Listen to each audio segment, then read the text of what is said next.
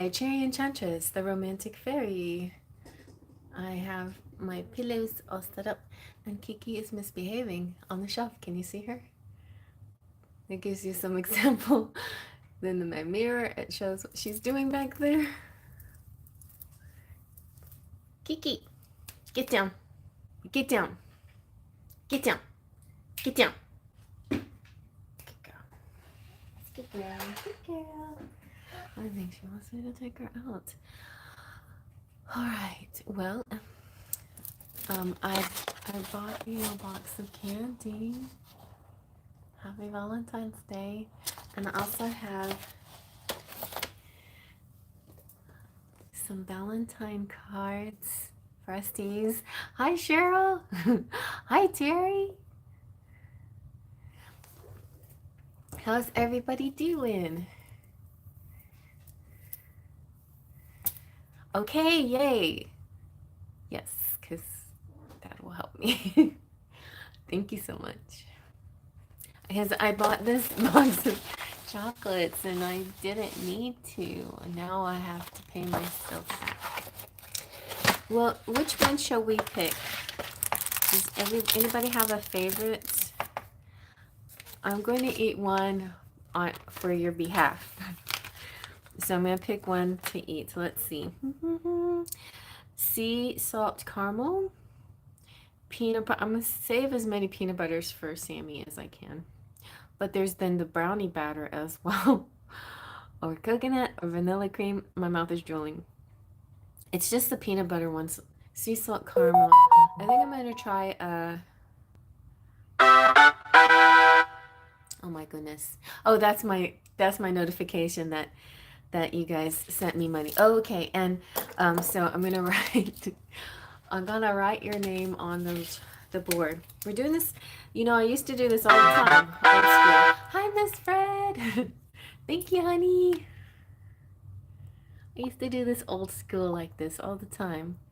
And Cheryl also cashed at me. Thank you, ladies. Thank you very, very much. All right, so this is V-Day Night Live. I feel much better being with you guys, but I feel a little bit like, I don't know. I told my friend that I might do them. I mean, it's also like a, you know, it's like a spa night for the ladies as well. So I didn't have to do the speed dating. I just didn't want to go out. I just wanted to stay with you guys. All right. So who talked to me first? I think it was Terry. Terry said, I will cash up you. And then Wendy. Hi, Wendy. And then Miss Fred. Thank you, Miss Fred. And then Cheryl said, I will cash app you. Thank you. Your generosity means so much to me. And I will get to your February reading. I think tomorrow will probably be the only day. The good. I still have a little bit of cleaning left to do, but I think I'm feeling like really happy because I'm like on schedule. I've got a lot of things done today that I'm meant to do, and that always feels good. When I procrastinate and I don't do things, and then I start to feel bad. I hate that feeling, but if I accomplish a few things, I feel good. It's Valentine's Day and I'm accomplishing things. But I don't care. It feels good. Okay.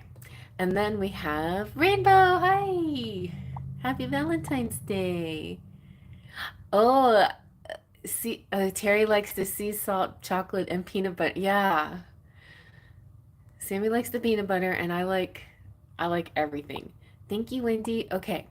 So you guys are coming in fast and furious with your beautiful donations. I love and appreciate you very much for being so generous. And I don't know, it's just like, it's overwhelming sometimes. It just feels so nice. I appreciate it. I hope you don't mind my face, but you know what? Yes. Well, I ate the caramel, but I think the one sea salt left is the sea salt caramel, so I'll eat it on your behalf. All right, so the first reading will be, my mouth is watering just imagining it. The first one will be Terry. I will show this periodically. I don't know if y'all are seeing this in the correct view or not. I my blue framed glasses broke, and I went to go get another pair because they're just like readers, and they always had a whole bunch of them, but they were out of the blue ones, so I had to get black. And I have purple readers, but they're all blurry now. I can't use them very much. Hi, Annie. um, and what else was I gonna say? Oh, or yes, if you guys don't want to look at my face, you can don't offend you won't offend me. You can say in the comment section, can I please see my cards on the table? And I will do it that way. But for now, I'm going to eat a piece of chocolate for you on behalf of Valentine's Day. This is our kind of our little treat together. Ready? This is caramel and it's sea salt. So sea salt caramel. Very good. Miss Fred says, I made and brought chocolate fudge and them cookies to work. I bet you were everybody's favorite person. That sounds so good.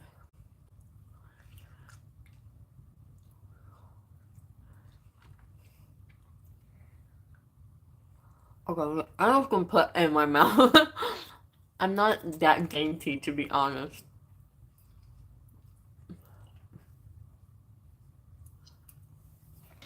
Mm-hmm. Mm-mm. Chocolate, chocolate, chocolate. Chocolate. I love chocolate. I really have to.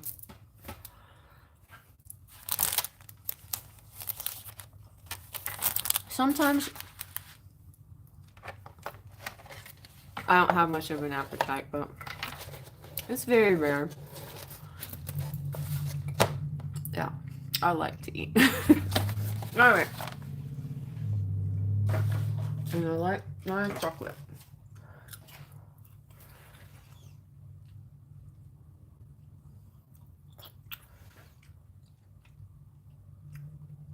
Miss Fred says, I made them right before work, so they were super fresh.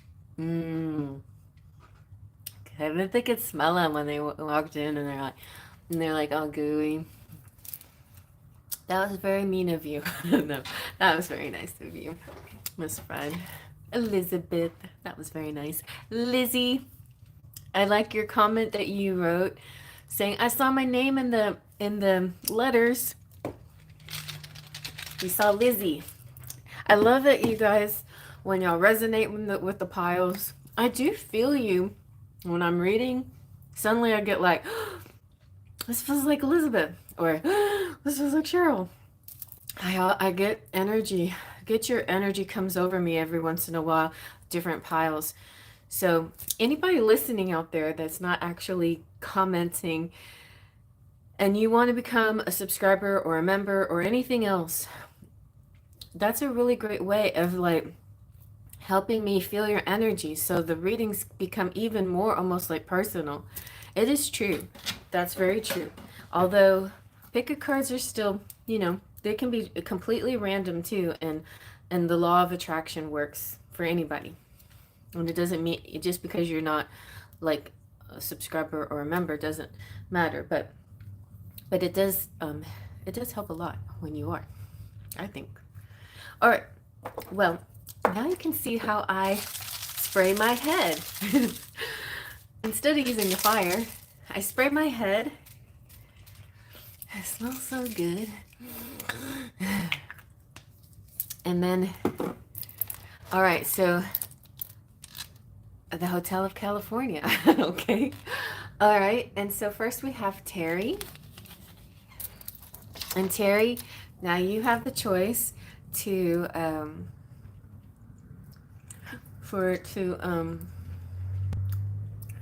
to see the cards or watch me do it. It's different, right? To watch me do it again. and then you ask me your question. And depending on what your question is, I might use this anyway, even if it's a money question, because you just never know. Sometimes the romantic decks. Does it sound? Did it sound yummy? It did taste yummy.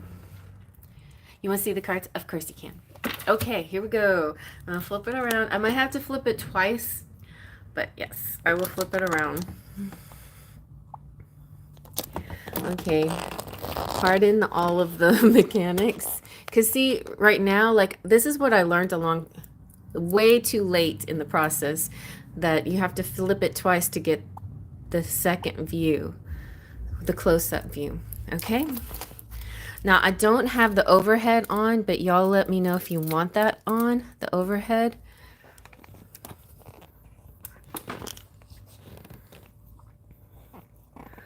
All right. So, what is your question, Terry? I think I showed my face enough. Like, eat chocolate with you, and that was enough. Now we can just get to business. Let's go ahead and put the overhead on too.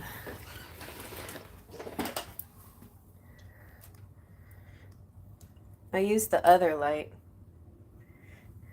I can use both. Yeah.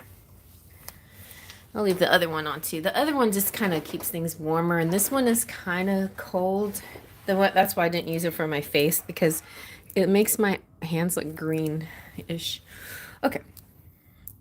So my question is regarding community hospice position. Yeah. All the interviews should be completed. Do you see them reaching out with an offer anytime soon? Okay. Let's see if they reach out with an offer. Let's start with the Lenormand. I think I might use the Heart Tarot anyway. And if it doesn't give me a good answer, then we'll go to a more traditional.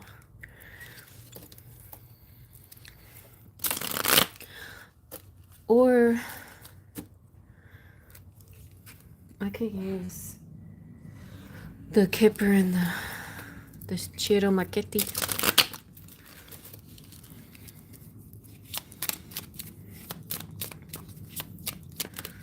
Oh, you got love. Heart. I feel like something about, that heart, the compassion and the heart plays a big role in this whole scenario, this whole situation. As far as soon, I think by the 24th. But also the heart represents an ongoing thing. So it could be that they're still deliberating, they're still thinking about things. Yeah, but I feel like, yeah, it could be by the 24th. So just in 10 more days, that seems like a long time, but in 10 days, before the 24th, you should know something. But it's a really good energy, because it feels like a relationship, like a connection, like emotion. Let's see what else. Oh, nice. See, and the tower makes me think like moving up, to a high rise, a big. I don't necessarily see the hospice as a bigger place than where you were. Where you were was bigger, probably, right? The hospital, but I feel like there's something better about it, something more elegant or attractive. Oh, and the tower represents the paperwork, the bureaucracy. So why would it still be in processing? I think it's just still processing. Why though? Why is it still processing? But it is the bureaucracy, it's the paperwork. It is that institution, of the place that yeah, I feel like you're gonna be, it's ambition too. Let's see what else.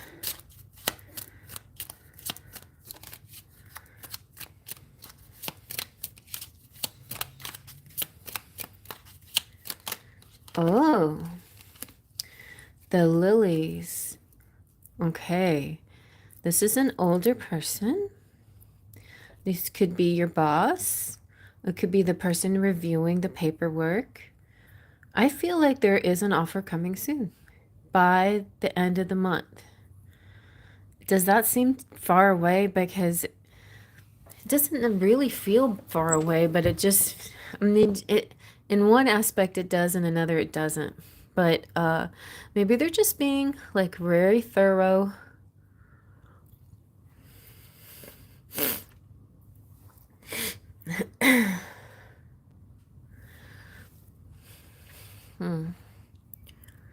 But I feel with the lilies, there is a particular person who really who thinks that your resume and your interview stands out among the rest, you know, or one of many. So there is one person in particular who really favors your interview and your resume. It does sound kind of far away since she mentioned she wanted to reach a decision on Friday. Yeah. And I was kind of getting that because I was kind of getting the decision should be soon, but what I'm feeling like, why would there be any kind of delay? I don't know, let me see.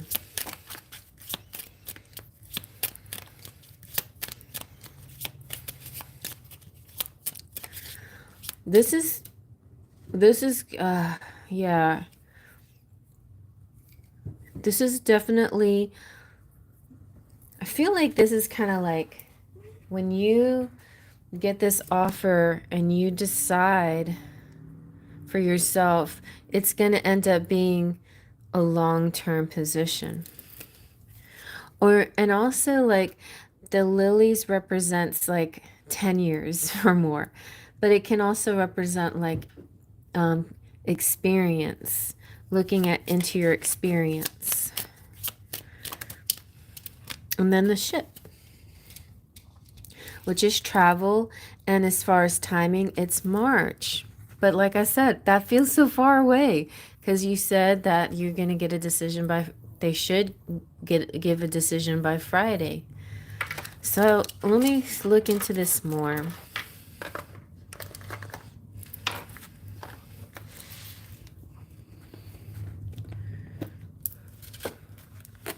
Let me see if the Heart Tarot will explain it. And if it doesn't feel right, I'll use a different deck.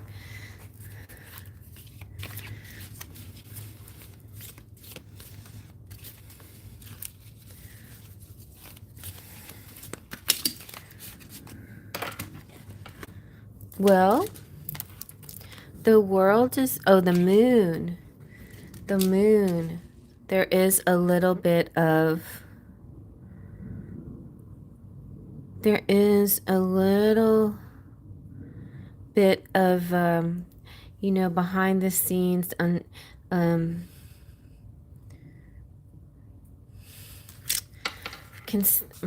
lot of considering.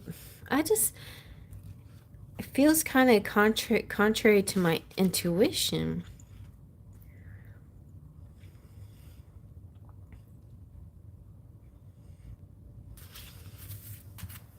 And the Three of Pentacles. Maybe they're deciding how much money they want to offer you.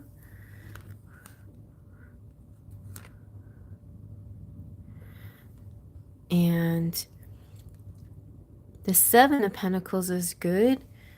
And also Temperance. So it feels like to me it's a divine timing. It's like patience. I feel like a lot of the details are being worked out.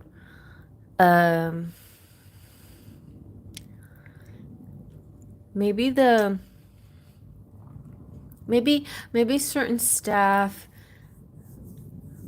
we'll get busy with other things and it delays the decision for a little bit, but I don't know, but I feel like it's a yes. I just feel like for some reason it's not as soon as we both think it should be. And I feel like they're working out how much to offer, and I feel like they see that they really like you and they want to give you an offer that you won't refuse.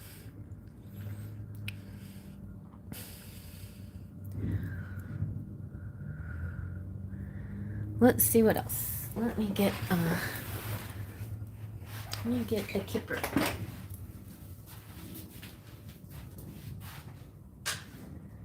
Oh, where is the kipper? Let's go ahead and get this one.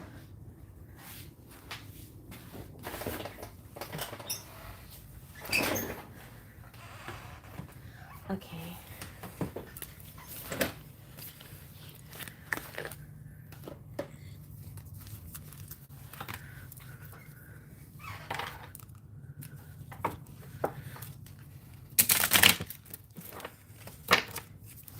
That'll be fun to make a kipper deck too. I gotta get back to working on my tarot deck. I got stuck on my fantasy band.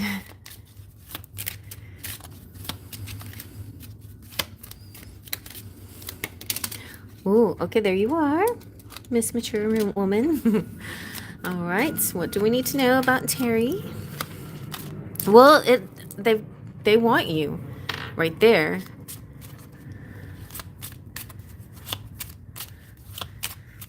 I see them reaching out to you with an offer. The word that I don't know for 100% sure with is the word soon. But what is soon in the context of the universe? I don't know. Yes? Yeah. This is kind of like the first one, you know, like the heart card. It is an offer. It is committed. You also have the 3 again.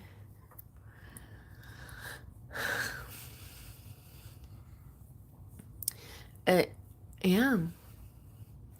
It's like a contract.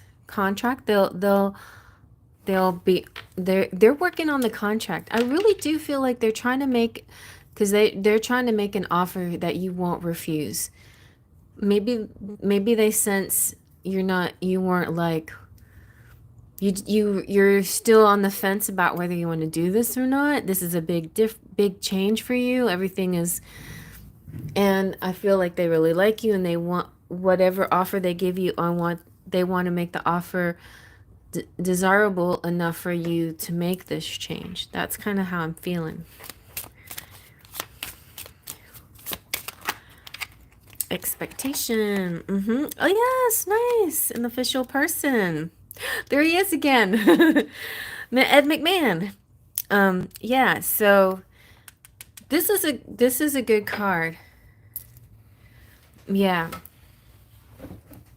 This is a good card. I feel like you're like, you expect, I think you're also expecting like this offer's got to be really good, like, because like you said, you're not 100% convinced yet, like, and you're waiting for this. I think you're part of you are waiting for this offer to help you make your mind up, and also just everything about the way they talk to you and they present themselves, and all of it's got to add up to be like such a good vibe that you're willing to make this big change in your life. But I feel like all the elements are good. The official person's this is like destiny kind of energy. This is like, when it's love, it's about your twin flame. When it's money, it's about Ed McMahon.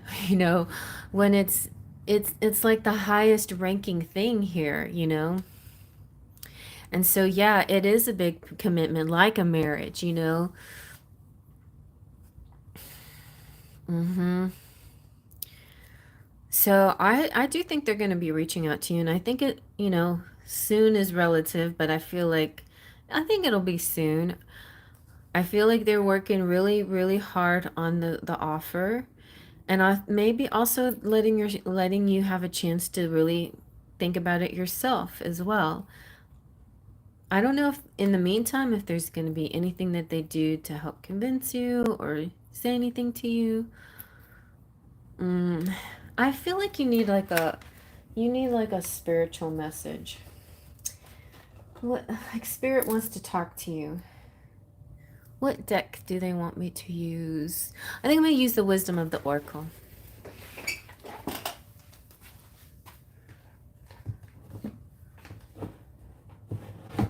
I mean, maybe the fairies could talk to you, but I'm gonna just use this deck. Or should we use the Fairy Temple?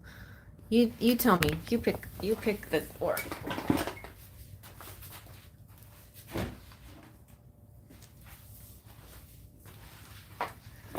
This one's nice anyway because it's a clover. Guess what, you guys? I got green clovers in my yard already. So clover for Fairy Temple Oracle or the Wisdom of the Oracle for a spiritual message helping to guide you in this. Okay, yeah, you answered me very fast and I knew you would. You want this.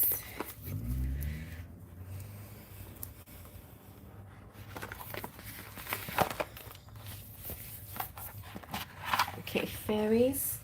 Fairies, Terry is here. She would like some guidance in this whole very big commitment thing that's probably going to be presented to her.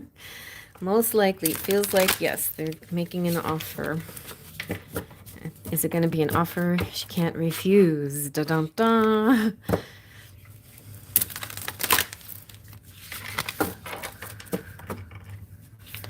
Okay.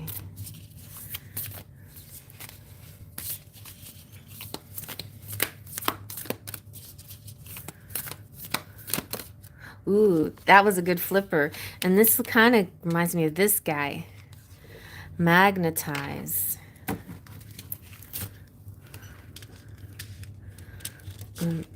Feeling, you know, important characters here.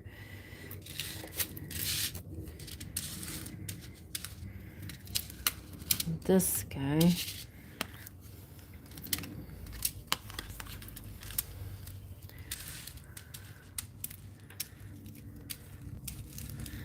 It does, it feels like such a commitment to you. Like it's like a marriage. It's like even more than a marriage. Okay. This is Guide, Rise, Attract.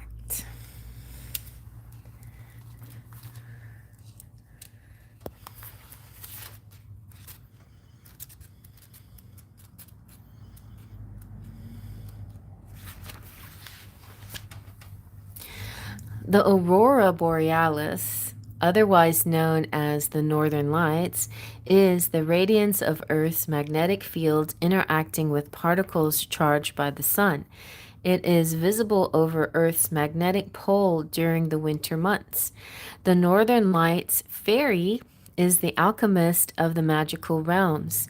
He invites you to intentionally merge with the magnetic green light of the divine to attract one's heart's desires. Winter is a season of inner exploration, soulful rituals, and spiritual revival. The Northern Lights Fairy encourages you to define your why. The power of attraction manifests when you get clarity around your dreams, personal values, and higher calling. Ritual practices invoke divine knowing and a reassuring connectedness to soul unity. The luminosity of the northern lights brightens and aligns the soul to source energy and the divine creator. Tuning in to the matrix of your soul's potential is like entering a portal of infinite possibility. Focus on your heart's desires. Your divine imprint is here, and it's love. Delight in this truth to ignite your magnetic power. Awaken your creative potential with the Northern Lights fairy as he casts his magical green heart light ahead for you. Engage your thoughts, feelings, and words to drive your actions, generate momentum, create traction, and harness the power of attraction. So, what I'm getting from this, generally speaking, is that there is the reason why this job came up in the first place is because it could possibly be part of your destiny and your higher calling. It could be part of a higher calling to you. And so you attracted it not even knowing that you attracted it to you. But yet there's a part of you that was reaching out to it subconsciously, and you were attracting it to you. Now you're on the fence because you know the commitment that it takes. But at the same time, it's like there's another part of you that almost has a knowing about it without having to weigh the pros and the cons. Like there's a part of you that's already like, I know what I'm going to do. And then there's the other part of you that says, well, I really have to think about this a lot. So, um, so I feel like you might, I do this sometimes. I act like a little kid, when you're talking to your kids, especially in the car, and you're just talking about whatever, and your kid says, why? And then you're like, because blah, blah, blah, blah, blah. And they say, why? And you're like, because la, la, la, la, la. Why? And then you just go down this why rabbit hole. But it really is helpful. I've gone down the why rabbit hole for very important thoughts and ideas that I have, especially if I've been triggered by something. I do like a little why rabbit hole, and then it leads me to some place in my childhood or something. Well, maybe you should do a little why rabbit hole on why you're on the fence about this, and go and why, if it's a commitment reason that you're on the fence, then why is commitment holding you back? And then you just keep asking yourself why until you get to the root of it. And if the root of it is something that really, alerts you to the fact that this is not for you, then you know why you're on the fence about it. But if it shows you that it's mostly an unfounded fear or something from your childhood or something that you have to overcome, then maybe it's meant to be. So I feel like that's kind of one of the things, like going kind of, instead of like a list of pros and cons, going down the why rabbit hole. That's what I'm hearing. And then but realize that the power of attraction, you attracted this to you. And you've been doing a lot of that law of attraction stuff, that manifesting stuff, and you've been trying to manifest, money or whatever. And we've been jokingly, I mean, I'm serious and the readings are correct, but there's also a bit of humor in it too. But I've felt all along that the earned money is associated with the random money as well. And this could be the relationship somehow between the win and, by taking this on, then that could lead to the win as well. The random money or the unearned money, So that could be why, like, to me, could be why that this came to you, because it's part of the manifestation. You know what it reminds me of a little bit? This sounds really weird, I know, but when government wants to pass some kind of bill or something, and they're trying to get both sides to agree to it. Well, we'll pass the blah blah blah blah blah bill, but we have to add this blah blah blah blah blah to it. And then the other side's like, do we really have to? We're not gonna vote for it unless you add this to it as well. So it's like an addendum, it's like an additional thing. It's not always like what you imagined or what you wanted, but you take it on and because you want to get the whole idea, you want to get the main part of it passed.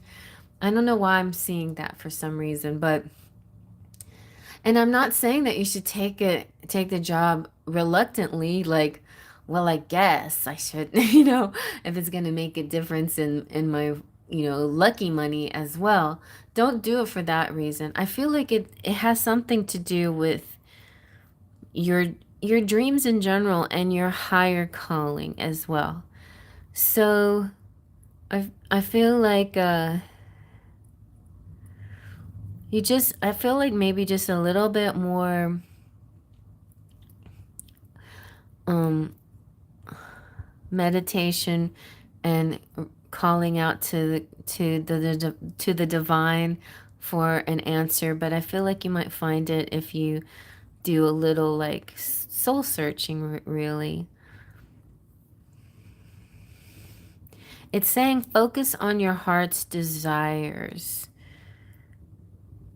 Your divine imprint is love. Like, that is what you are here on the planet to give. I feel like the highest form of love is compassion. I mean, besides, romantic love and divine, counterpart love, the love for fellow humans is what ranks really high up there. Hi, Jessica. So that's what I have for you, Terry. I hope that helps a little bit.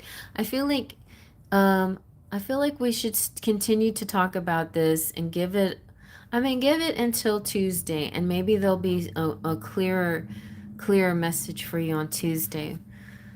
But I feel for now, it's like Spirit just wants you to ask why, what's holding you up. What's holding you up, what's holding up the, this, that's what I'm feeling. Like, maybe the offer is not going to be late. Maybe there's just a hold up within you or something. Anyway, there's some kind of more deliberating that you need to do. But I feel good about it. I feel good. Okay.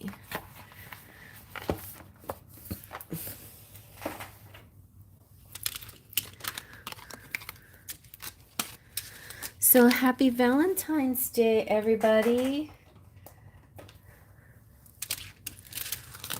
I have chocolates and I have heart-shaped cards for everyone. But you are welcome to have any kind of reading you like.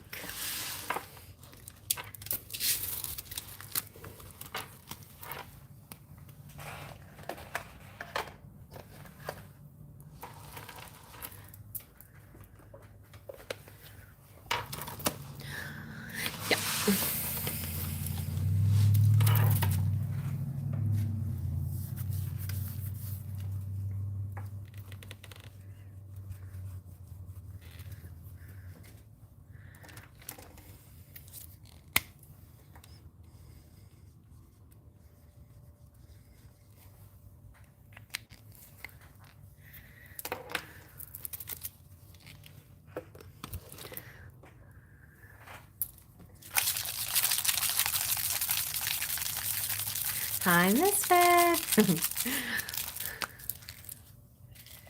So, Miss Fred, what's going on? Why are you not on a date tonight? I wasn't expecting to see you. That's okay. I know a lot of people are waiting until Saturday. I'm going to give you a message here. I sadly only have a few more minutes before I have to clock back into work. Oh, that's why, because you're working? Okay. Well, that makes sense. All right, well, I'll start your reading. I'm going to give you a message. We'll definitely come back and comment on here after I get off. Okay. It says, wait, no, don't go. Don't rush into it. Come back to us. Spirits being funny. They want you to come back. No, she has to go to work, but she'll be back. Don't worry.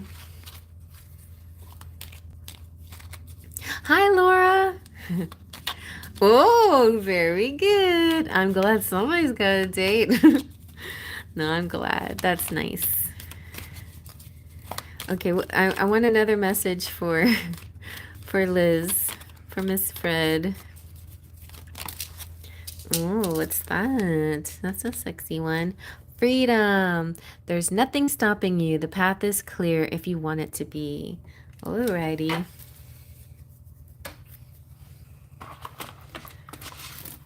So let's just give Miss Fred a nice little reading here. I am getting to see my mom on Sunday. Nice. I'm going to get to see my brother on Monday. He's coming into town. So you guys, most likely I'm going live on Tuesday. But if for any reason it doesn't happen, it's because I'm doing something with my brother. But he's not really here for like hanging out and visiting. He never comes just to hang out with us. He has this project he's trying to complete at my mom's land at her ranch. He has this really fun kind of it's a long story, but it's called the big house would be called an earth ship. And right now he's just working on the shed portion, a smaller version, the earth ship shed. And it's using, recyclables and reusable things, and it's a really, really interesting, fascinating project idea. He took a class in New Mexico a while back and learned about this. And he just sort of fell in love. He's always been sort of in love with unusual living buildings. He liked geodesic dome homes when he was a kid and stuff. So anyway, when he comes into town, I usually just help him with that, working on his shed. But thank you, Laura.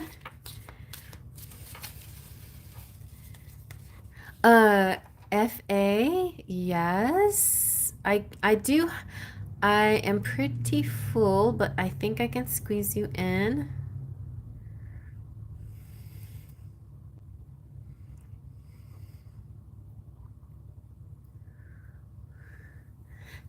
Thank you, honey. All right, so let's see, Miss Fred. Let's keep going. What do we want? What does Spirit want to let you know?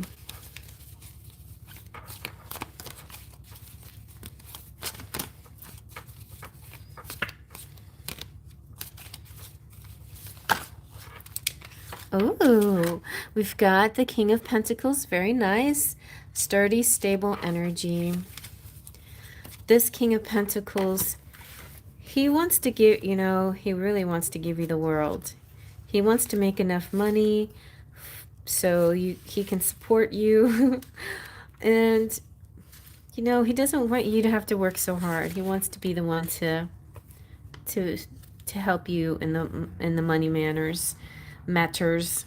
But this is a mature person. So I feel like this is Jefferson, and I see this is kind of like potential Jefferson, like future Jefferson. It doesn't have to be that far in the future. I see him as mature and wealthy and a good life companion and loving and captivating and capable of overcoming differences and a great connoisseur and a gentleman. So there you go. Very nice. I see him maturing. And it's lucky you found each other when you did, because your twin flame journey, you're growing together and he's maturing. I had an interesting vision about twin flames. Oh, you know what, you guys? I am going to interrupt this reading for just a second for like kind of a collective message, but this is good. This is also for Elizabeth. But when I was watching Groundhog's Day, so the Groundhog's Day with Bill Murray and Andy McDowell, so cute, such a really good movie, even now, it's not dated, really. I mean, you can't even tell like what year it is or anything. And so it's still very relevant. Anyway, well, I'm not going to tell you the whole story because you probably know it, and if you don't, you go watch it. It's really good. It's basically a romantic comedy, but Bill Murray, he has this huge character arc. He starts off as this very sarcastic, half glass empty kind of fella. And he really finds himself by the end of the movie, and the purpose and the meaning and everything. And it's almost like, to me, like time stopped for him. It's almost like he and Andy McDowell were twin flames. And Andy McDowell was already like, she's already high level. Like she's there. She's like, she's beautiful. She's kind-hearted. She vibrates at a very high level. Wonderful lady, right? And Bill Murray is a lot lower vibration than she is, but they're meant to be together. And it's almost like he has to keep repeating a particular day until he can level up to her level. And that's what I feel a lot of masculines could be doing, and feminines too, like the other way around, right? Like if the feminine has a lot of work to do, then she might end up going through kind of a groundhog's day. It's almost like repeating a lot of things until you integrate it and you finally level up, and then you can match each other. So I feel like that kind of evolution happens for both persons. And then, and some of it happens together, you grow together, and some of it happens separately when you're in separation. But eventually you kind of start feeling like you're about on the same level. You're equally matched, you're twinning, more twinny than ever before, and you're mirroring each other, you're just like vibing at the same rate. And I feel like, like twin flames are always kind of going together like that. But then, as far as I don't know, their level is concerned, could be different, but they're always on the same path together. So that's what I'm seeing. And I'm seeing that with Jefferson as well. I feel like he's getting really close to being on the same level as you, Elizabeth. He is, yeah. Hi, Divine Goddess.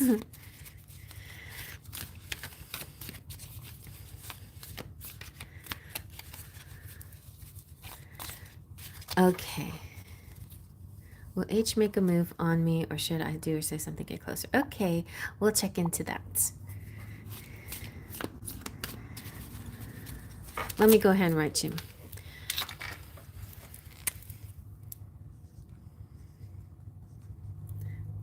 Thank you very much. Okay.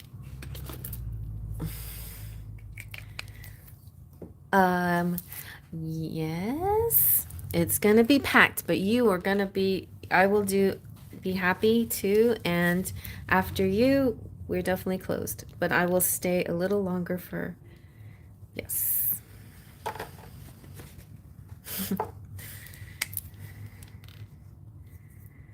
Thank you very much. Let's see. Okay. Okay, I'm gonna keep going with Miss Fred. She had to go to work, so I'm gonna finish up her reading without her interacting with me, which is not always fun, but anyway, but this is really good. So yeah, look at you guys. Y'all are the world card represents a completion, a fulfillment. It's coming together. It's triumph. It's achievements. It's whole. It's two becoming one and being whole. Really nice. And the Four of Pentacles, interesting. There's like this maze going on. there's, you know, until this happens, you still may have a few things to figure out, but it's funny because it's almost like you don't realize where you are, you know, like maybe Elizabeth does, but I don't know. But anyway, if you only walked here, then you would, you know, skip the all the work. But you go to your different paths to learn your different lessons separately at this time until you come to the whole. But don't you worry. And the Knight of Pentacles is that slow and steady wins the race kind of energy. But it's the knight, it's like he is becoming the king, but he's still currently at knight, the knight phase at this time. But he's getting there. He's getting there. He's growing, he's learning, he's achieving, he's figuring things out. You're figuring things out together. And I think, you know, your level is high, but I think there still could be some things that you need to work out on your own as well, Elizabeth. So, you know, I feel like generally it feels like a win-win. This kind of gives me win-win situation, like a win-win. And the Four of Pentacles.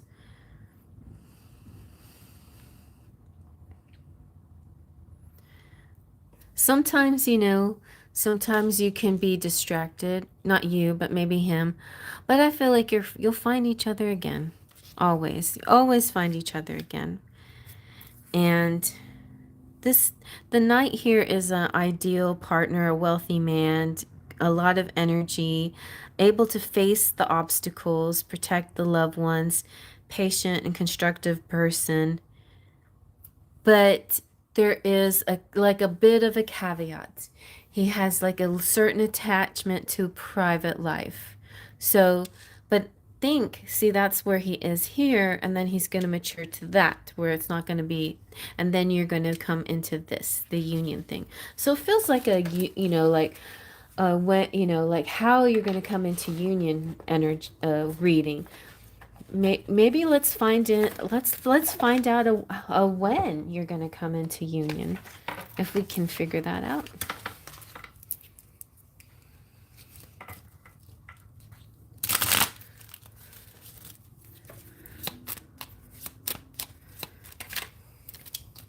Ooh, very soon it feels like. It's almost like you got one little trip left to go. The rider represents 1 day, 1 week, 1 month. But, yeah. Let's see. What else?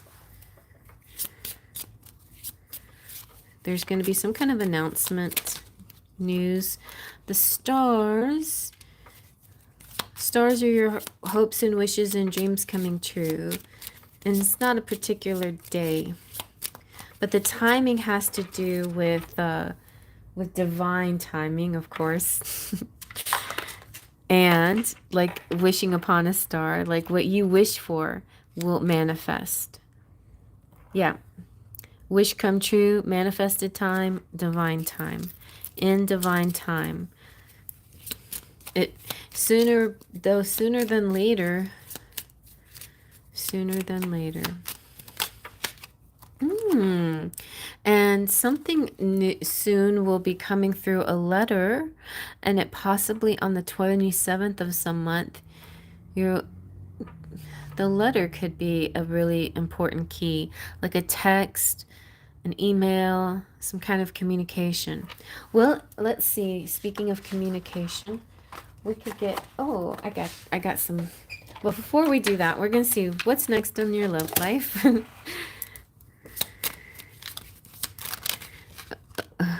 Ooh, a holiday. Maybe going away together somewhere.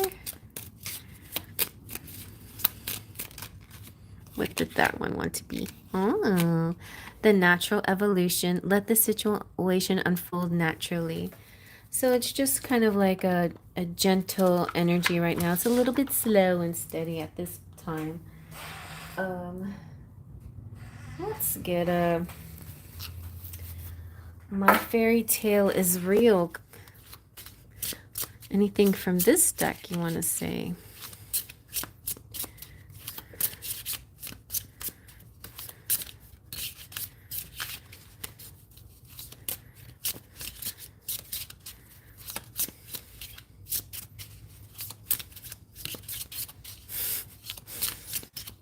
He's like, I don't like this that much. Oh, I love you more than smoothies. He's like, that's kind of corny, but that's the closest thing I could get. But that's good. Okay. That's nice. Maybe y'all can share some smoothies together. Um, let's get a true love message.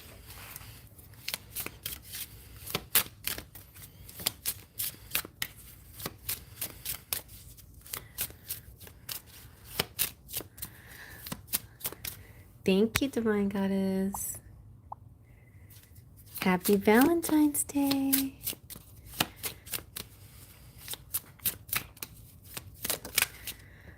Reaching out. Nice. So yeah, with that letter, that could be soon, something that's very soon that's happening, reaching out.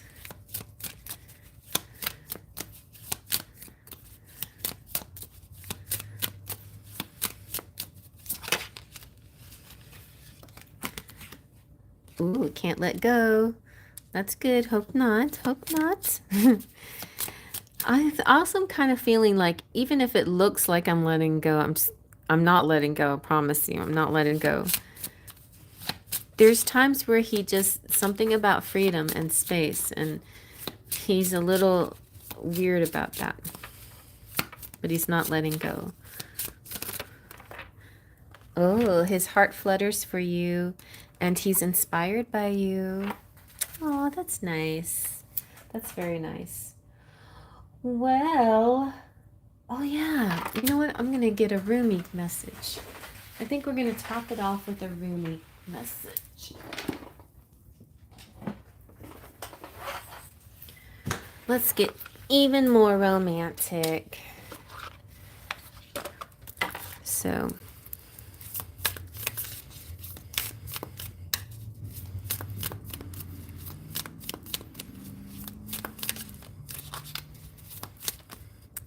ooh, Blood Angel. What does that mean? What is under Blood Angel? Celestial Rose of Ma. Let's read both of them. Okay. Blood Angel. In the midst of the darkness, a moon appeared with its brilliance. In opening to receive, you must empty what has been. Grace is not about an exchange of equal measure. You will receive according to the great generosity of life itself. More shall be offered in compensation for what you are willing to release. Allow for a new influx of energy. That's interesting. It kind of gives me this message that yes, we want love that's a reciprocated love, you know, balance of this and that and this and that. But we don't need to look at love as a tit for tat. I lost the word now. In you know a transactional love. Love is not supposed to be transactional. It's not supposed to be like, if you do that, then I'll do this. If you do that, then I'll do this. No, love is supposed to be unconditional. I do this whether you do that or not. I do this whether you do that or not. And I understand you don't want to overgive. You want to want to find the balance. And so there is a balancing act also. But I feel like it's really good because this is like the balancing act. That's not really the balancing act. What I'm really feeling is Spirit is trying to give you a bunch more than what you think you deserve, Elizabeth. And some of it comes from Jefferson, but some of it comes from different places. So open your arms and receive all of it. Spirit's got a whole lot more to give you from different places. That's what I'm feeling from that one for some reason. And then Celestial Rose of Mom. The searching in the dark finds the light of faith revealed in love. A spiritual gift is on its way to you. See? A gift. This gift signifies the close of a period of suffering. A time of new opportunity is opening as a flourishing and thriving release of your unique soul fragrance into the world. Let the past go and become fully available to the present moment, for this is a gift worth having. And I think sometimes we worry when the word let go comes up, or the phrase let go, that spirit wants us to let go of a person, but it's not the person that we're letting go of. We're letting go of a certain energy with the person, for example, or a certain energy with anything, a certain preconceived idea about anything. Sometimes we're a little bit stubborn and continuing to do certain things a certain way, and spirit wants us to open our minds to other possibilities, but it doesn't mean sacrificing or letting go people that we love. It just means a different kind of energy and allowing even more to come to us than we had before. So it's like the win-win situation. All right. Well, there you go, Miss Fred. I hope you like that. And email me if you need anything else. If you want to out some charms, if you want any more messages, you just let me know. I feel like those were all really good, though.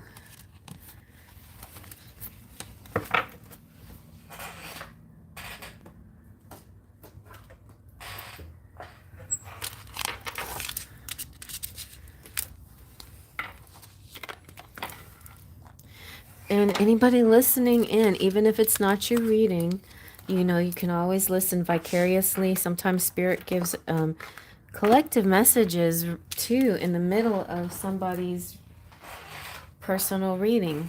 It happens a lot.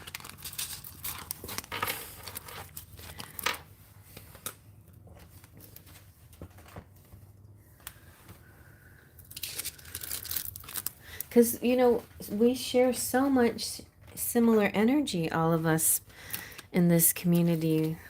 Speckles of lights here.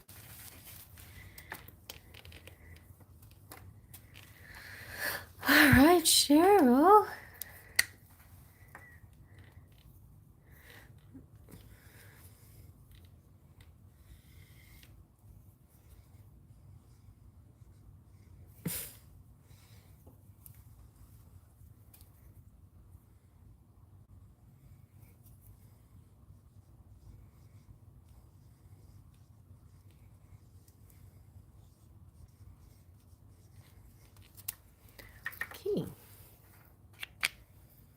Hi, Cheryl. Weekend messages. Let's go. Let's go for the weekend messages. What deck should I use? You have any preference? Let's start with the Cherry Enchantress Lenormand. Since I did do this weekend.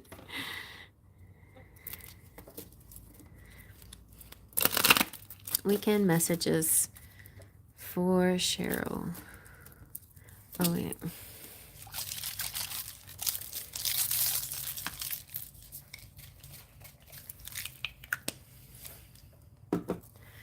Weekend messages. If you prefer the Palo Santo, I have to go get my lighter. I was smoking cigarettes. I do not smoke. But every once in a while, I'll just... Actually, my friend gave it to Sammy, and then we did together. Smoked, just randomly. I like it sometimes. I'm just not, I don't know how to smoke. I mean, I'm not really inhaling or anything, but I do like the feel of it a little bit. All right, you've got... So this one came out, the birds. Oh, and the child. Okay, that's good. One of the things for the collective message about the birds was a cozy feeling and love birds. But for you, I feel because the child is here, I feel like it could have to be something to do with the aid and Nikki. Let's see what else. Like good communication. Like your aide is able to communicate with Nikki. That would be amazing, right? Let's see who the birds are. I mean, what is this pertaining to? Yeah, what is this pertaining to?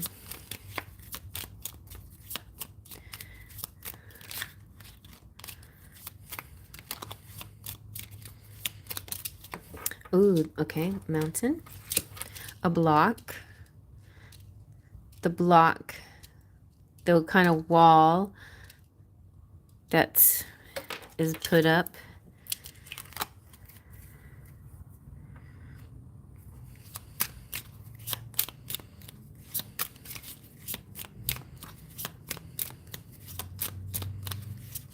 Oh, you know, I hope I don't say too much, but I'm just saying, I remember you saying something about an accent, and she doesn't have a very strong accent. Her, you know, like she speaks very intelligent, like in a way that people would understand, that he would understand. So I'm just heard that.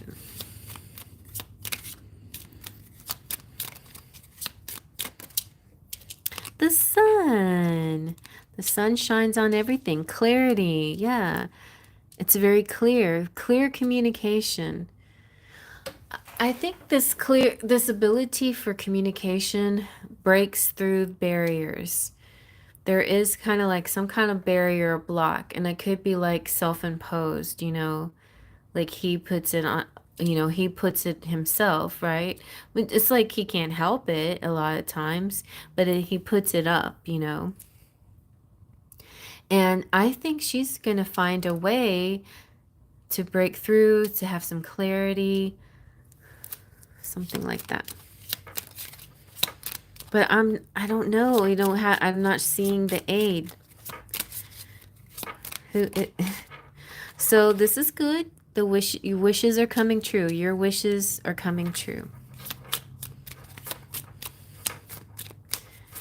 And yes, and a big improvement on things. Big improvement. Any other people cards though? Like Mama Bear, a helper person. Let's try a different deck then. Okay. We'll use the Kipper. Yeah.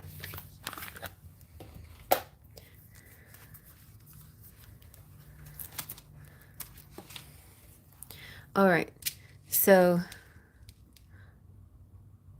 okay. It was so good. We're asking about you. So you were communicating really nicely with somebody. The only reason why I thought of Nikki is because the child came up, and when the child comes up, then I feel like it's you know, about him. but it could be in your I don't know.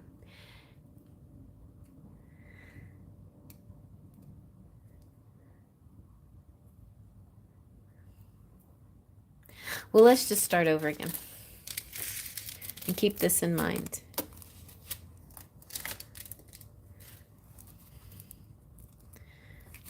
Okay, messages just for Cheryl, not about an aid.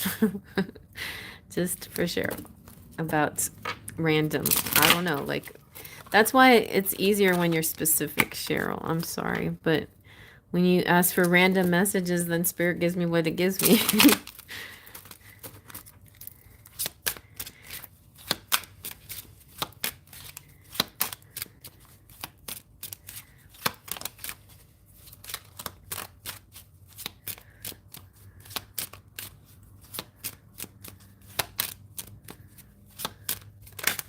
Oh.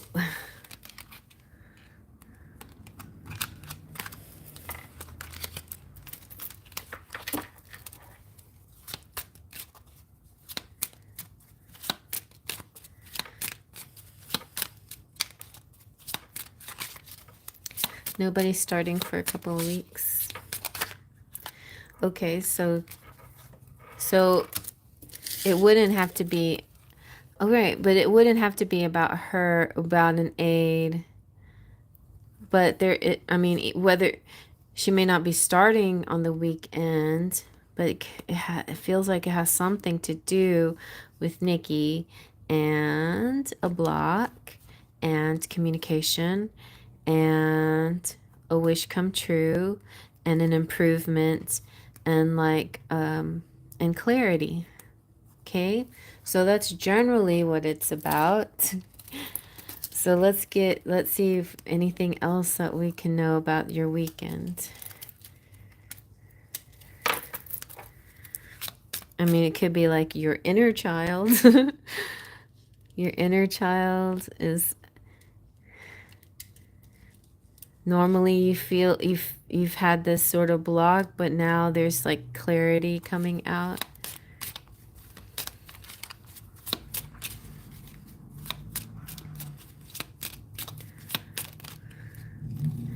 Yeah, and the family room flipped over too. So I don't know why spirit is like showing me stuff about the future.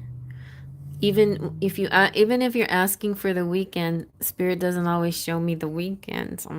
You know, spirit sometimes just wants to show you what it wants to show you. So I know, but I feel like whatever happens this weekend is going to be a part of something in the future. That's very important. But there is somebody's thinking about you and something having to do with your house or a building of some sort. So, like, yeah.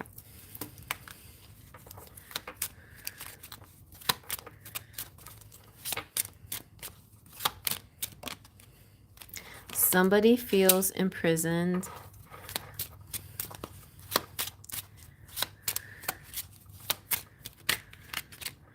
Somebody feels like they stole something, or there's sort of a feeling of loss, I feel.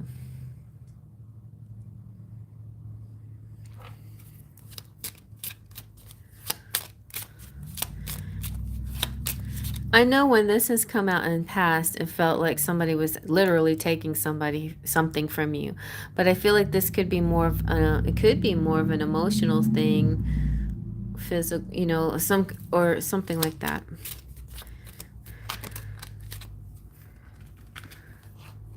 There is a mature man here. So I know he's not the thief. This is a person coming through, or it could be an attitude adjustment. Somebody who wasn't mature before is becoming more mature, or is acting more mature.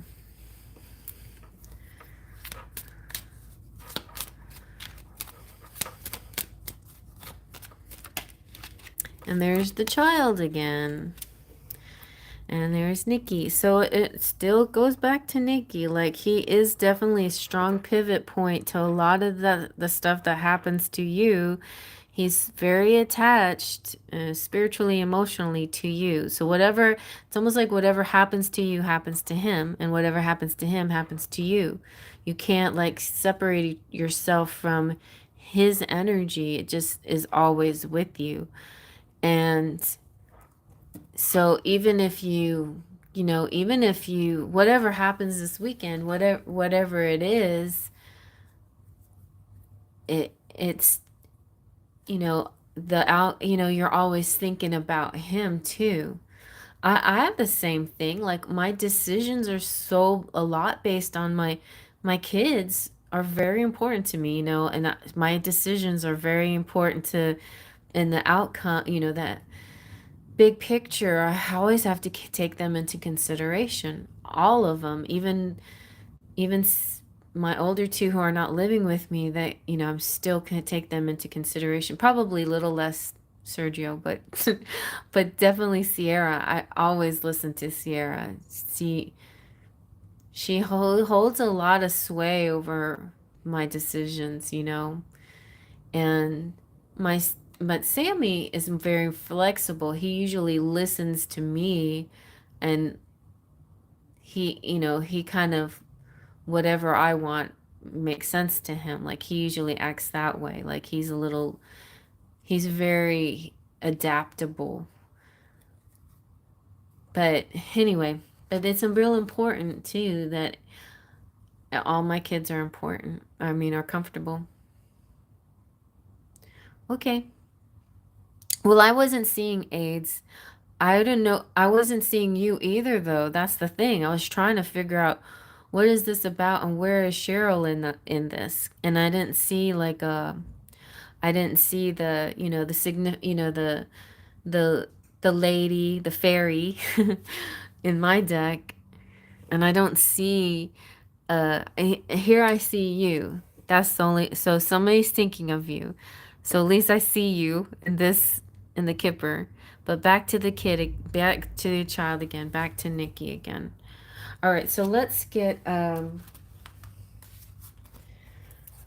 let's ask the tarot what's going on this weekend.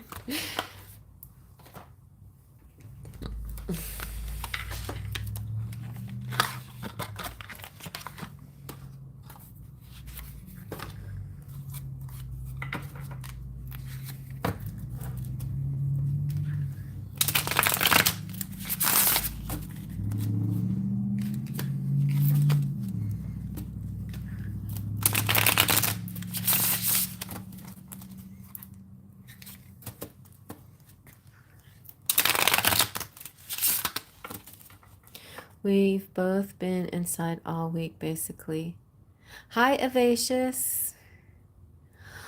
Will you can ask a question in the comment section once the video uploads, or you can send me an email if you like, but tonight I am all filled up.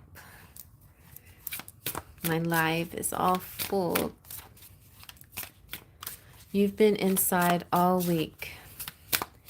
And the only I see the mountains as a possible outdoor situation, but it's got snow on the mountains. So let's see.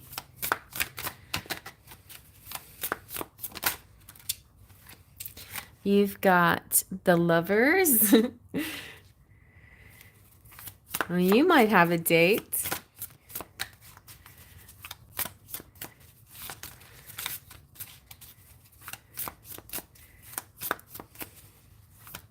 Or somebody's thinking about you, or some kind of message to you from somebody that likes that you love, that loves you.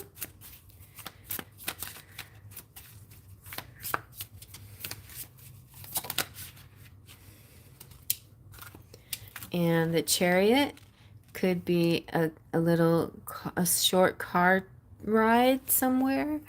It also feels victorious and triumphant.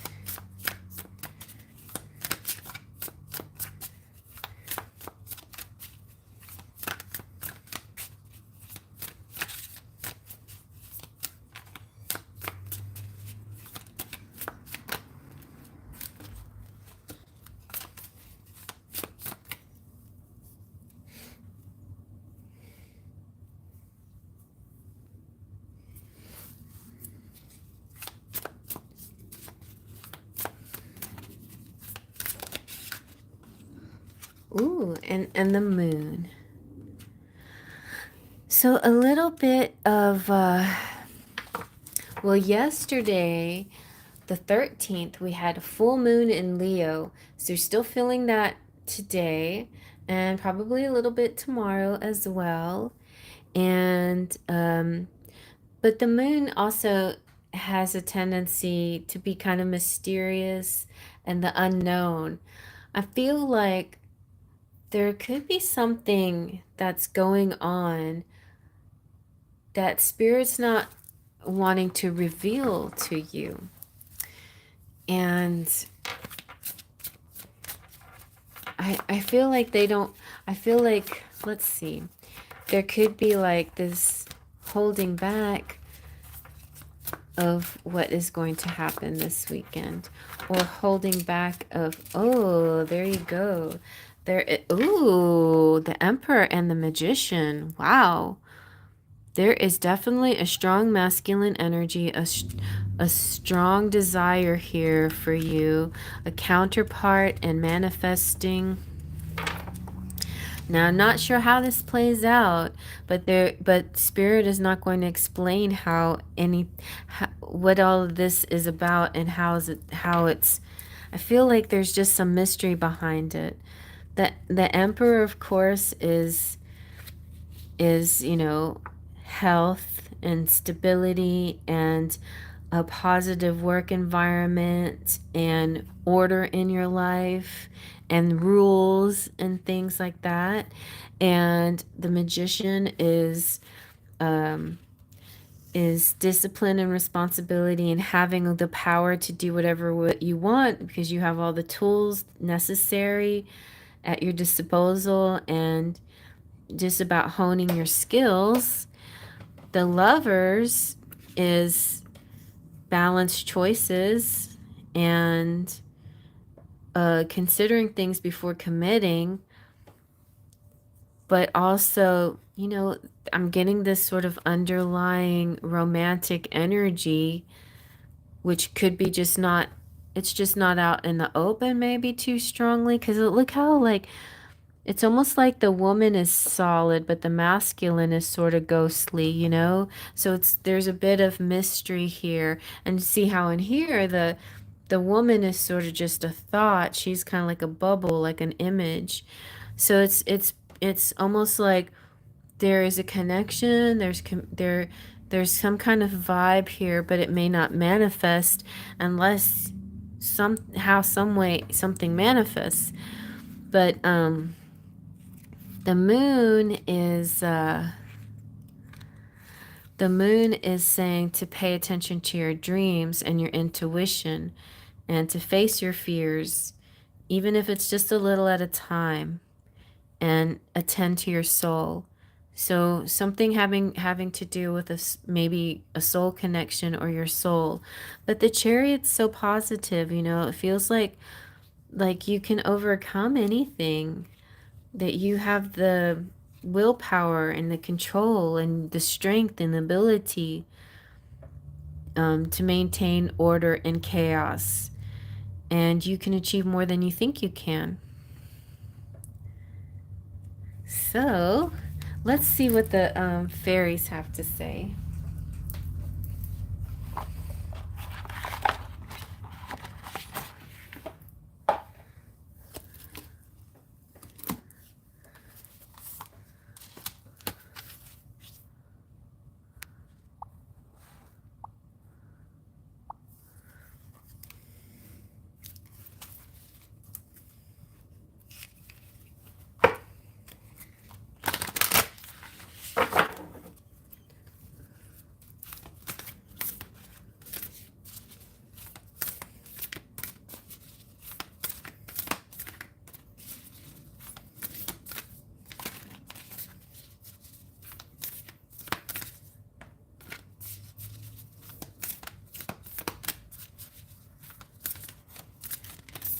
All right. Nice. Look, you got moon magic. So there is something about this moon that's important and powerful, and cycles and infusion and phases.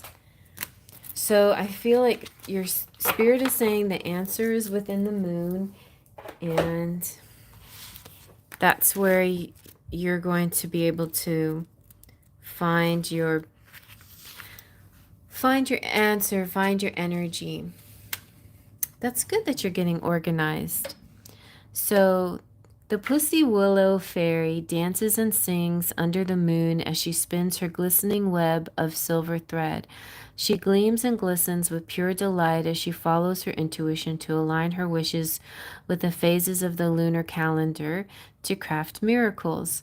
The lunar fairy releases with the full moon to create space for soulful new offerings. The full moon amplifies her banishing ritual and fertilizes the seeds of rebirth. New beginnings are realized and planted in the sacred earth in anticipation of full moon magnification. The enchanted fairy, who is that? Infuses her spells with silver moon dust, focused intention, and unfathomable faith. The new moon promises a reawakening with the effervescent energy of grace, freedom, and hope. Toward the end of the month, we have a new moon. So maybe that's what Spirit's trying to tell you. Like this weekend is the full moon energy, but there is a future new moon that there could be some things that are manifested. So, you can ask about the weekend, but sometimes the weekend is connected to future events. And so I feel like maybe Spirit's just trying to tell you about a moon phase, the phase between this current full moon and the movement towards the new moon. And so when that new moon comes, then there'll be a sense of new beginnings and something birthed throughout that phase. And then at the dark moon, go within your shadow for intuitive reflection. There is profound spiritual growth in the darkness of the moon. As the pussy willow fairy dances in the wind of the moon shadows, she sweeps up everything that no longer serves you. She shines her radiant moon glow in the darkness to bring new hope, intuitively synchronizing your cycle with the phases of the moon, and aligns you with your natural rhythms so you can glide forward effortlessly. This fluid synergy endorses a peaceful and prosperous way of being. Live intentionally and consciously and create. The wishcraft is intentional magic making. Dance with the pussy willow fairy in the glistening moonlight and make dreams come true. So your affirmation is, I weave my magic gracefully. All right.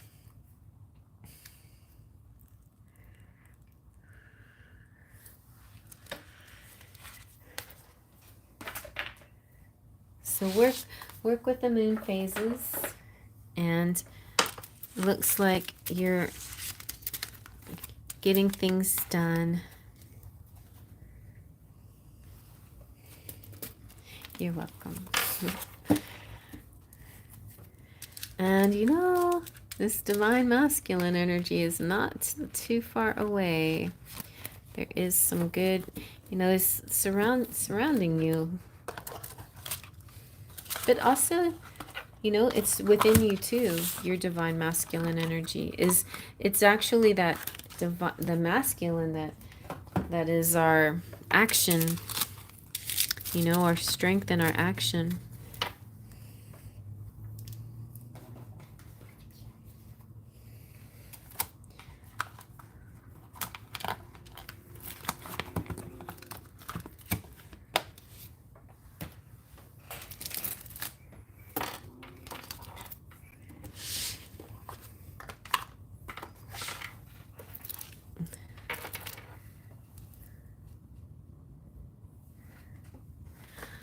Beautiful. Thank you. I have been praying about.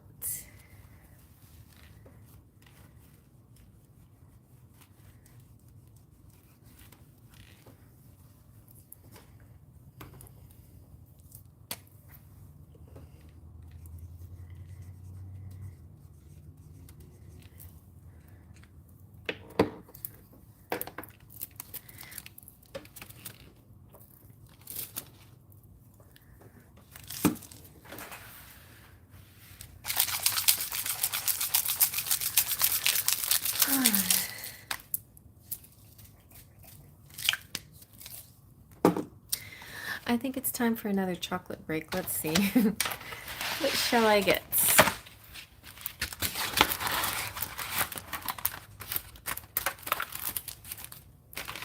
What do you guys recommend? Let's see. Maybe Maybe I could get one of the brownie ones. Ooh, your birthday's coming. Rainbow says, my birthday's in a few weeks. Could I get some birthday messages? Sure can. Let's do it.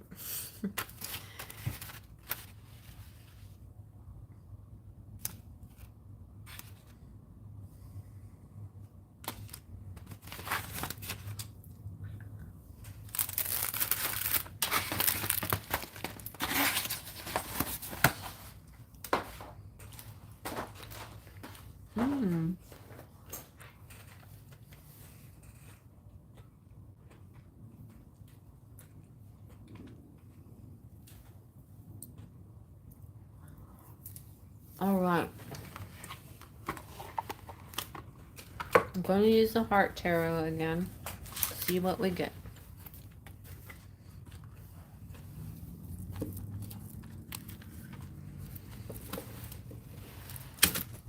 Birthday messages for Rainbow.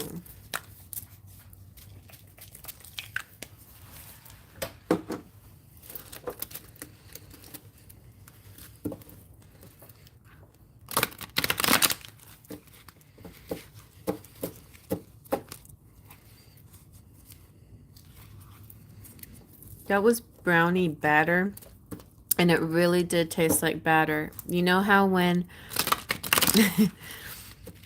when you lick the batter and it's kind of like not, you know, like when you're stirring brownie mix or cake mix and how it's kind of a little bit crunchy because it's not completely blended. That's what that tasted like. Wow.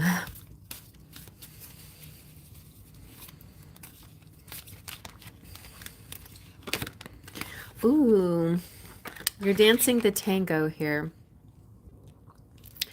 All right. But in this deck, the Five of Swords is kind of a good card. It's able to maneuver through. It's like being close to husband and maneuvering through obstacles easily.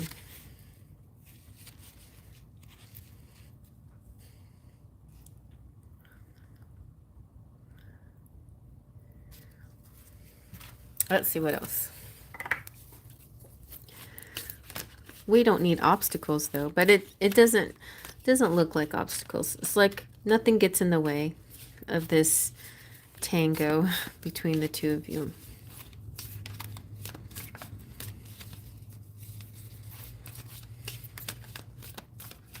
It's togetherness, you know, you face everything together. The good times and the bad. That's how marriage is, right? Through the good times and the bad. But it's not a bad time, it's a good time. It's just representing that. To me, that it just represents all of that. It represents your commitment to each other. Yeah, that's what it is. It's like, whatever happens, honey, I'm always with you. I'm always behind you. I'm always there for you. Kind of like him. And I love you. And let's keep positive. Let's keep loving each other. Feels kind of like his message. We have the Hierophant, which is like, oh, tradition and wisdom.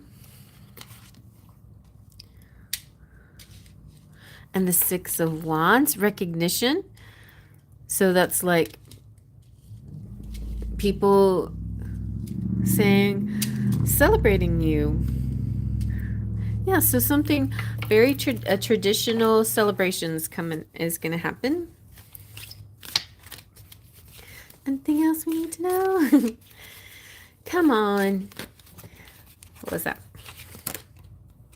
Oh. It's kind of like a romantic situation too.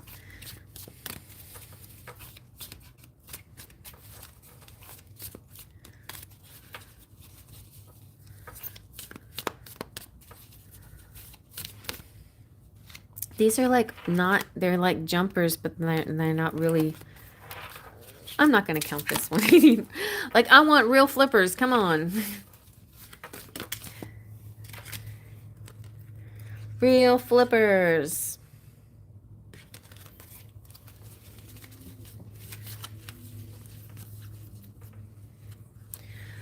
So, Rainbow's birthday, 26th, right?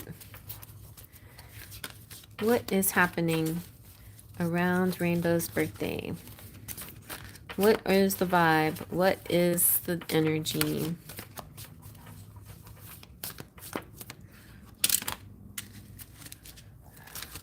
Oh, look! Birthday candles. Yay! Ooh, and Four of Wands, celebration. So you're definitely going to have a party. And you have the Ten of Pentacles. Nice. The whole family, like a lot of family, people. You're going to be recognized. And there's a lot of love and family and legacy and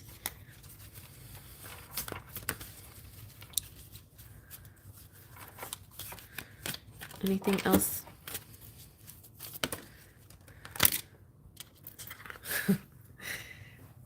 There's strength and Ace of Wands. All right, let's get into some Lenormand. Let's see. What's happening around Rainbow's birthday?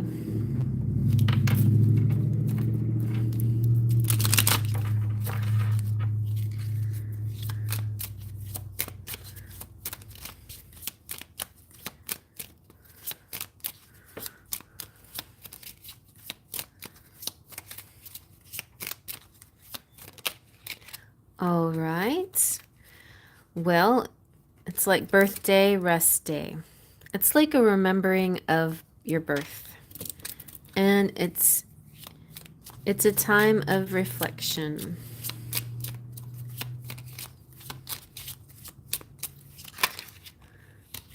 And the mice, you know, this is giving me, I don't know why, but it's giving me cleaning up vibes. Like after a lot of cleaning, there's rest. It's like almost like you can breathe a sigh of relief. All right. And the birds, a lot of good communication and talk. Oop, and then there's your husband. And he's there to recognize you.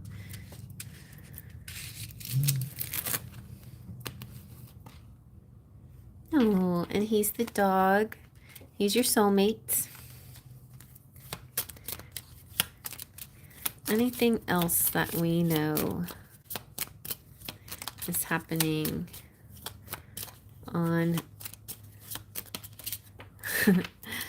the tower, which is good. It's a good tower. Authority. Feels like your house. Like a big house. It feels like it goes with that tradition energy, the Hierophant energy.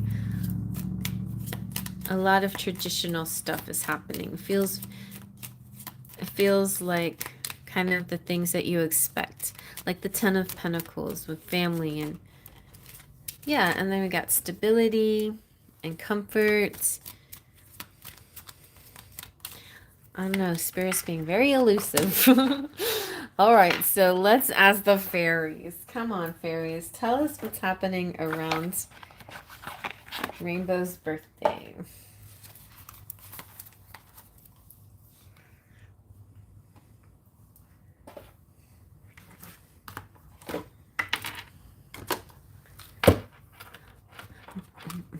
Oh, the 27th. Okay. I don't know why I get those confused. So the letter in the Lenormand is the 27th. And the 27th always seems to pop out.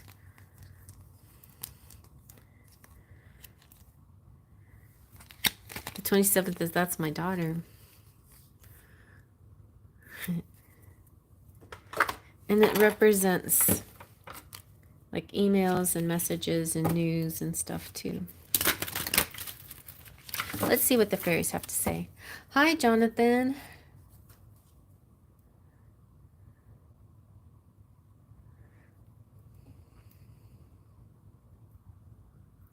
Sorry, Jonathan, I'm full already. The night I have a whole lot of people on the list, and I usually try not to go too far more than 2 hours. But if you want, you can email me, and I can see what I can do for you with a personal video reading. Just let me know. But yeah, sorry, can't. I don't have much time tonight. Can we see if the letterman has any messages for me? The letterman. This is the letterman.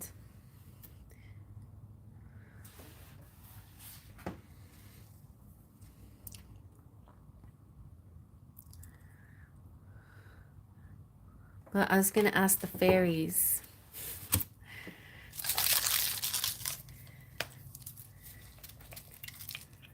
I can check it. I can check the other letterman if you want.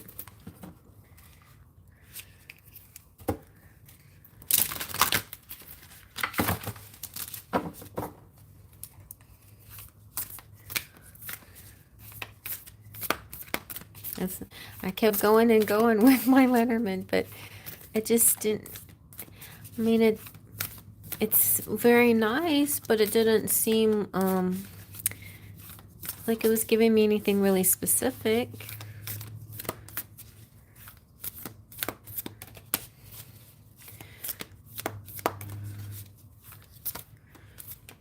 That's why I would turn to the fairies. Since we're not getting specific, let's get a general message.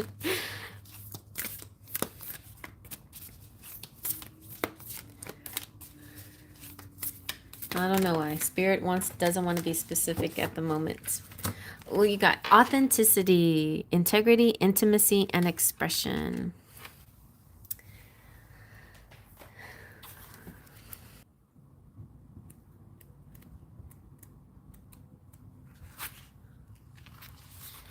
And so, the maple tree fairy whispers sweet insights of freedom, passion, and strength.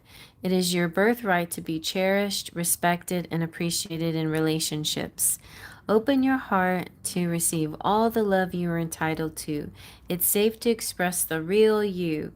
Intimacy flows into your life when you courageously embrace your wild and free spirit, fully opening to enjoy the pleasure of physical affection, loving tenderness, and euphoric connection. Knowing that you are an embodiment of passion and love magnetizes them to you. Feeling physical, spiritual, and mindful unity brings you elated ecstasy.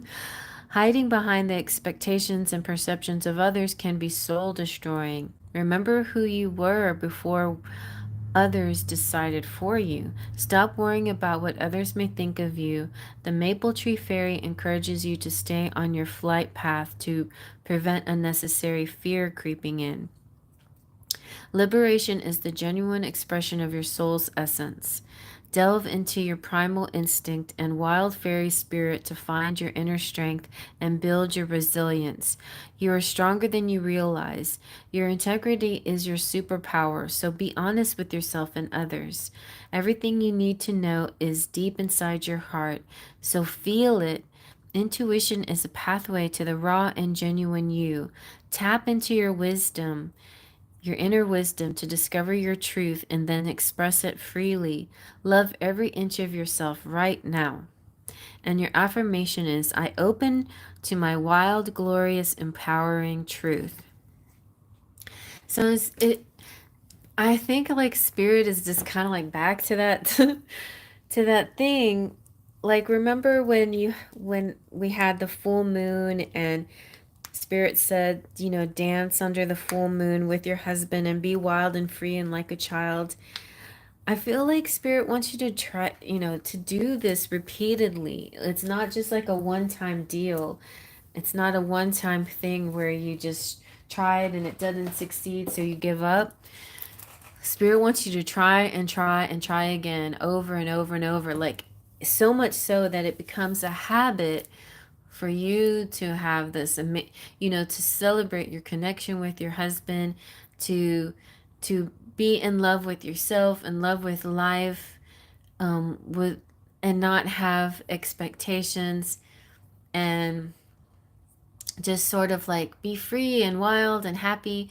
But that's kind of the energy that's coming up for your birthday. It just feels like a really happy and free and wild and good potential for things, and that your husband's involved as always, because it has to do with the love that you share and with him, and the love you share with everybody, with family too.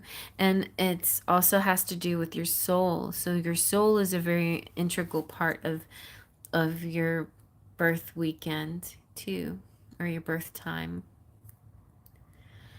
So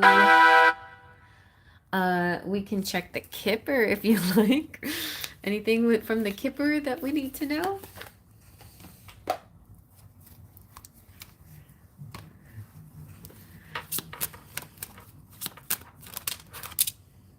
A message might come through, some kind of message.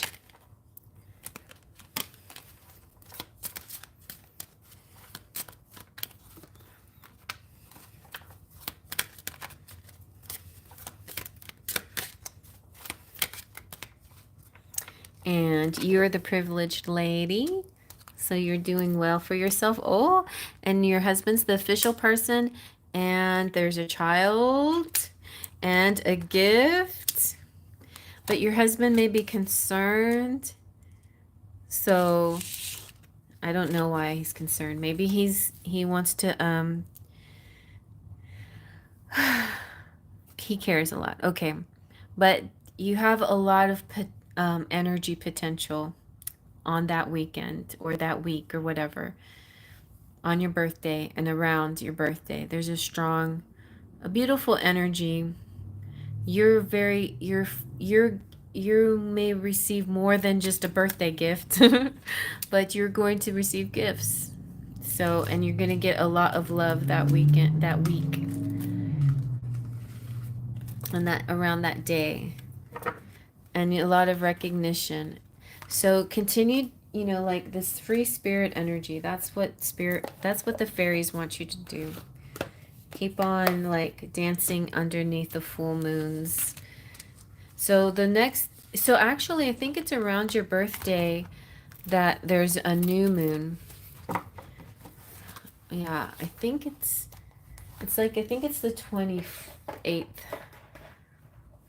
But so yeah, and so maybe that's your moon. Maybe it's not the full moon. Maybe it's the new moon that you're supposed to dance under.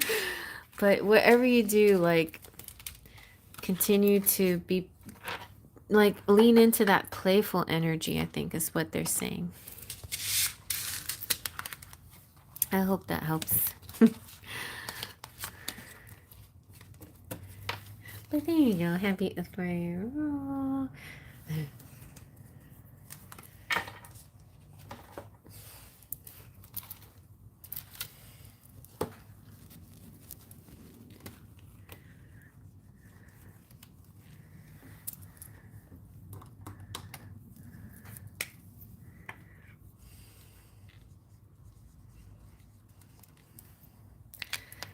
Okay, Wendy.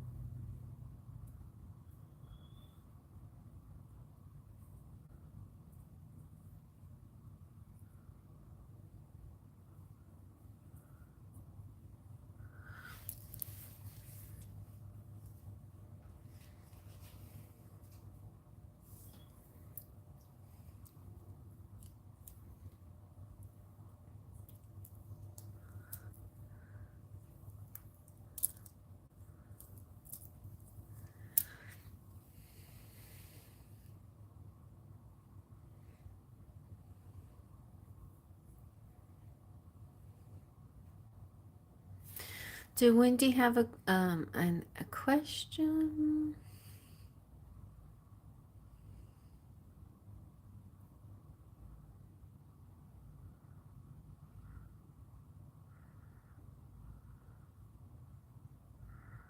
Hmm, I'll see a question.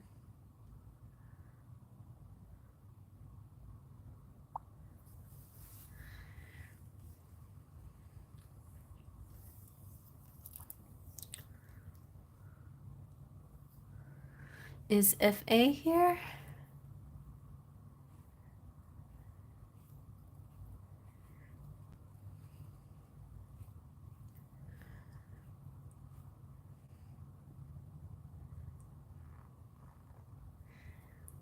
Well, this is what I think I'm gonna do. I'm not gonna do a reading, a live reading for Wendy unless she shows up, because I'd like her to tell me specifically what she wants me to read on. And so, oh, they did? Okay. So if Wendy wants to email me, Wendy email me, and then I'll do a video reading for you.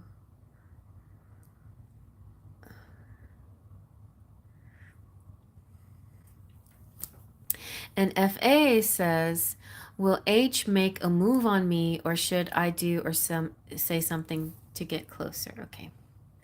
Let me write that down.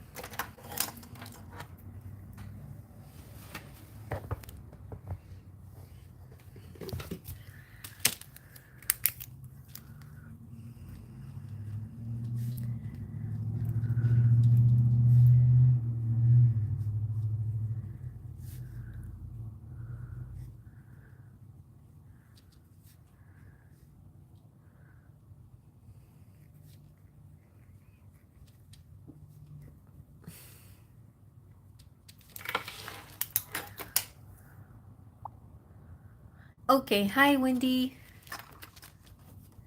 All right, well we're gonna go ahead and do Wendy's, and then we'll get to you. I just wanted a good Valentine's reading on my love life. Okay, let's do it. Let's do it. Let's see about your love life. We'll start with the card, heart tarot.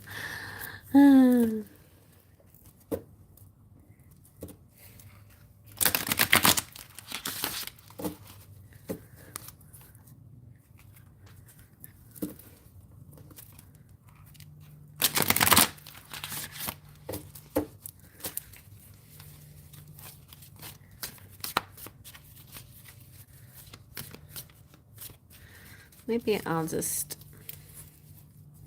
it like this.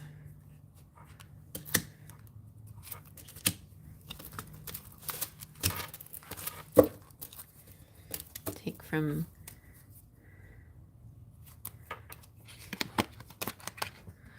all right, 7 of Pentacles. That's good.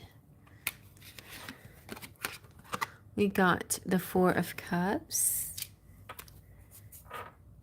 And ooh, 2 of Cups. Okay. So, what I'm seeing with the 7 of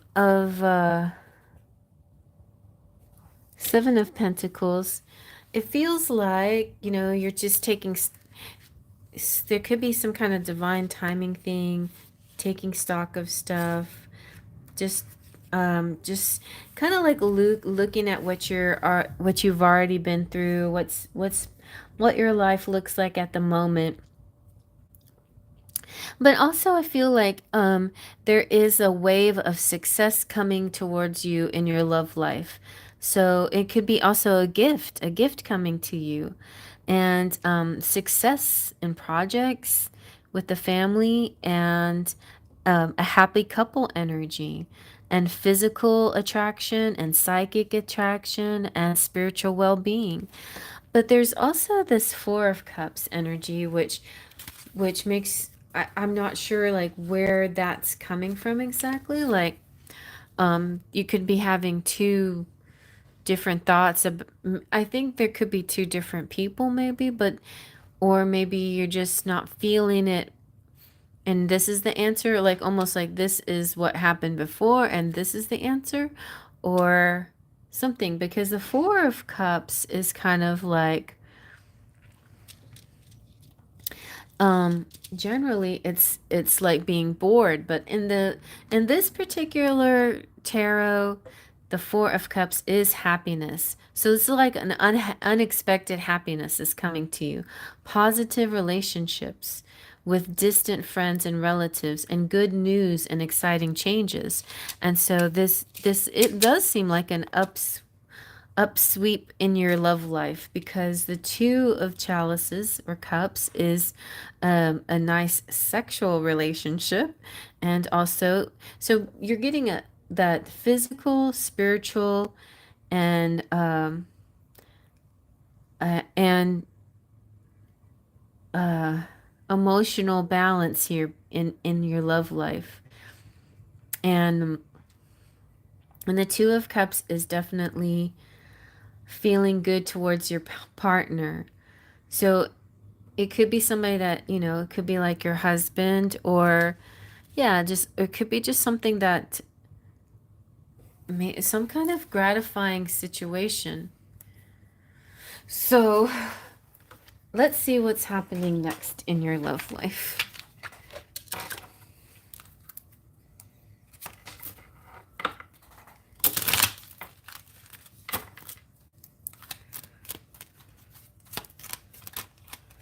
Ooh, wow. So the proposal came out, and so your romance is about to evolve and level up. It could be that you're moving into a better place, like it could be like that feeling of your love life being revived, a new energy to it. And there's disguise, so some elements of the relationship are hidden. So that could be, I sometimes I see it as possible role play, like, or doing something mysterious and fun, or going to a party, a masquerade or something. This could also be, in getting excited by somebody's attention to you, and in turn that stirs up your energy for your love life. Okay, but that could be also hubby's attention. It just feels like it feels sort of like a role play thing. It almost feels like pretending like you don't even know each other, and you know hey, do you come here often? Or who are you, mysterious stranger? It's like the Pina Colada songs. Okay, so I don't know if you know the lyrics, but um I want to read you the whole lyrics. I feel like I need to read that to you. But it kind of feels like in the olden days, before we had internet and stuff, um and before we had online dating, we would look at the want ads, and the section where people would post like little, what was it called? They would I don't know, sometimes it'd be like abbreviated BBB seeks single BBB or whatever. It was like everybody had like little abbreviations, and I'm like, what's a BBB? But so like somebody is like looking for a certain kind of person or whatever, and then some of them be really detailed.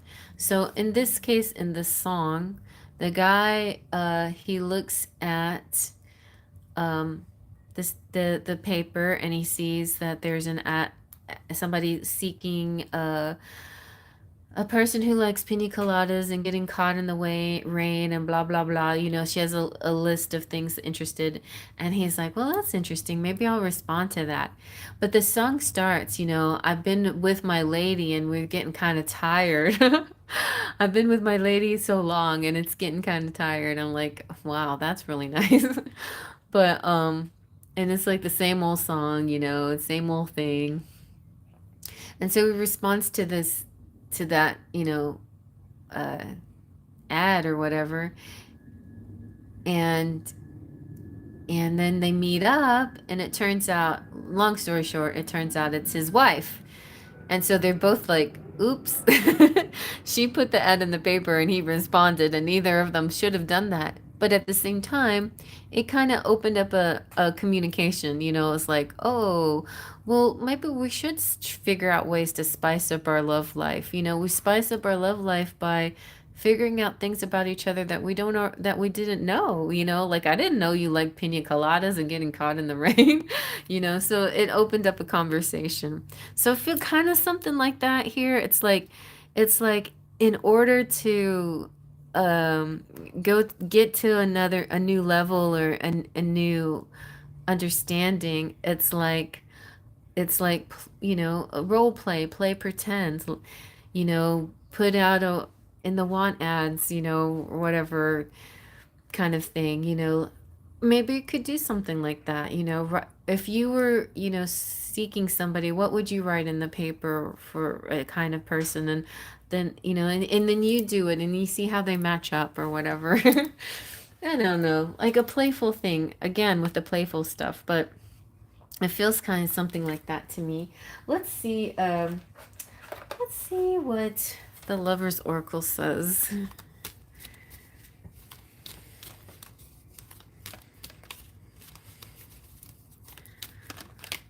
Okay. There's your art. When it comes to matters of the heart, there is no right or wrong. Every choice you make expands your understanding of life and love. So I guess it's about making some kind of choice that ultimately is a learning. It's about life. It's about learning. It's about growing. I love the idea of something like this. Gonna see if hubby's into it. Okay. That sounds good. Um, let's see. What else? I'll get you, let's see. Let's get some roses for you.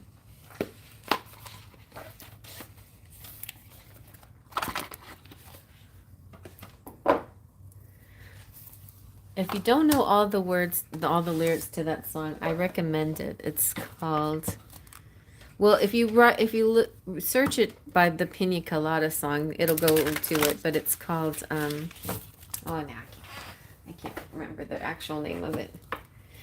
Oh, leave my hair alone.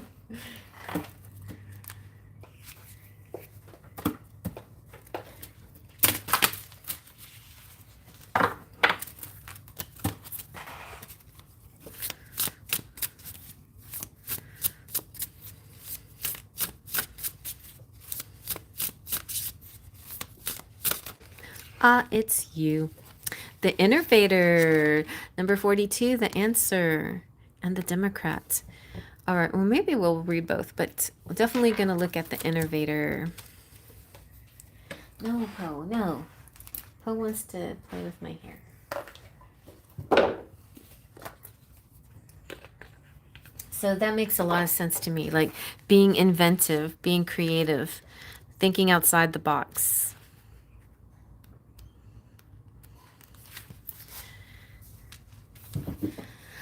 Action needs to be undertaken now before the plans of others take over. Be careful with your ideas and who you trust, as you have something special to work on, and that opportunity needs to be protected. Look closely before you leap, but a new clarity will help resolve any clouded facets soon. The Innovator is a planner who is good at problem solving and giving clarity to areas that may have proved challenging for others. They provide fresh eyes and insight when they are on board, and once they begin, their action is hard to slow down and impossible to stop. This feels good to me. It feels like a creative idea, an inventive idea is the solution here, because 42 also represents the answer. And it's the sign of Pisces. And then we have the Democrats. The Democrat is like, to me, is sort of representing balanced and fair-minded, and practical. Let's see, what's the Democrat? Many of us believe that we're being fair and just, but it's simple. But is it simply our beliefs and our filters that make us feel somehow righteous? Seek balance and create greater focus on equality in what you're doing by silencing your inner voice and personal views for a moment. Is this really fair, and does it take into account longer term possibilities, not only for others, but for yourself? The Democrat acknowledges outside influences as relevant to them, even if they do not agree with them. They will clear the space to listen, to observe, and to understand the needs, positions, and goals of other people and institutions. This is like very positive to me, because it feels like you present your idea to your husband, and I think he's going to see it in a very open-minded way. He's going to be like, wow, that sounds fun. We should try something like that. We should try some way to spice things up. So I think he's going to be very agreeable about it. I think he'll be the Democrat in the situation, and you're the innovator. So yeah, I think y'all are going to agree on a fun idea. Let me see how does your husband feel about you, about himself, and or your love life.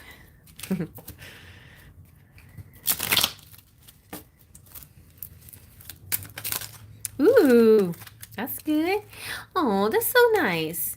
He is very stimulated by you. You were so hot, you turned me on. I think he's going to be very down for some fun. And enchanted, I am mesmerized and amazed by your loveliness, and nostalgic, like you've known each other so long, feeling like I've known you my whole life. Maybe we've met before in a past life. I have fond memories. So he really feels very connected to you in many levels, you know, like the heart, mind, body, soul, that all came out. Feels like soulmate energy to me. I just think even soulmates can have a little, you know, slump where they need to spice things up, but I think y'all have got the chance to now. Let me see what the true love message is here.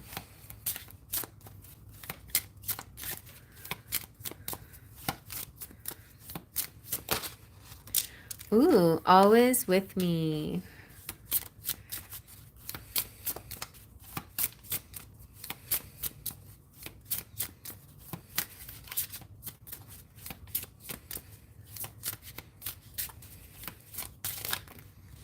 Ooh.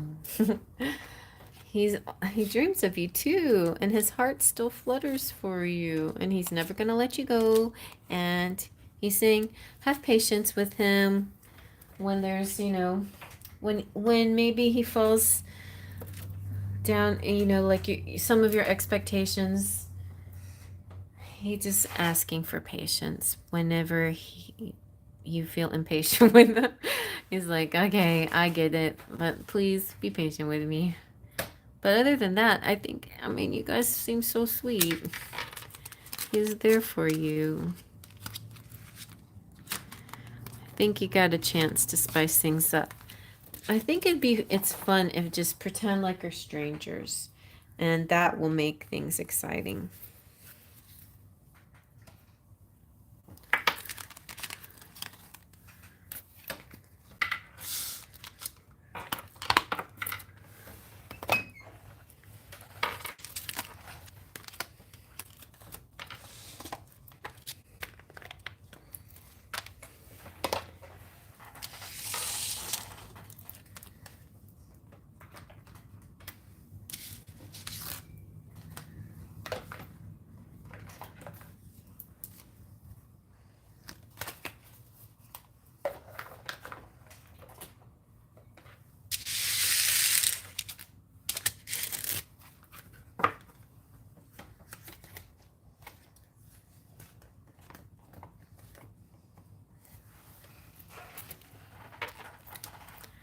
You're welcome.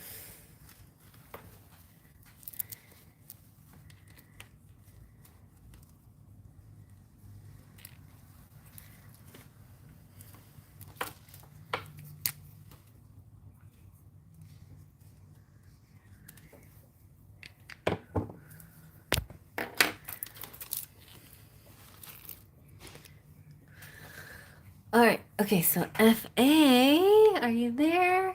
We got, will H make a move, or should you do something or say something to get closer?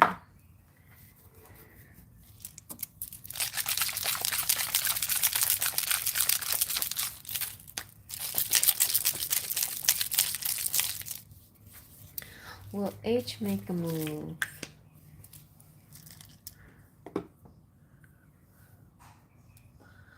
Or should you do something?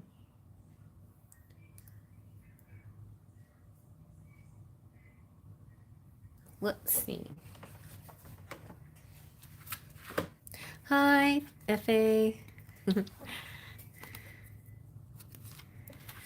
Okay.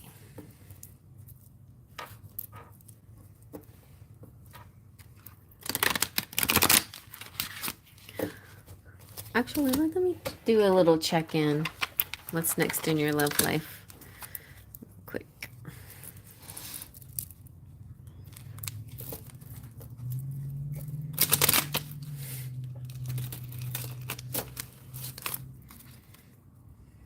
This kind of gives us a clue to, because I'm feeling like the main question is yin yang, you know, like, are you in the yin or in the yang right now? So I get you.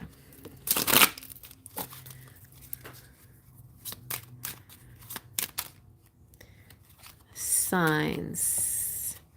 You will see the signs. I saw the sign. Benefit of the doubt. Give your relationship a chance. Does that mean you're in the yin? Tease. Okay.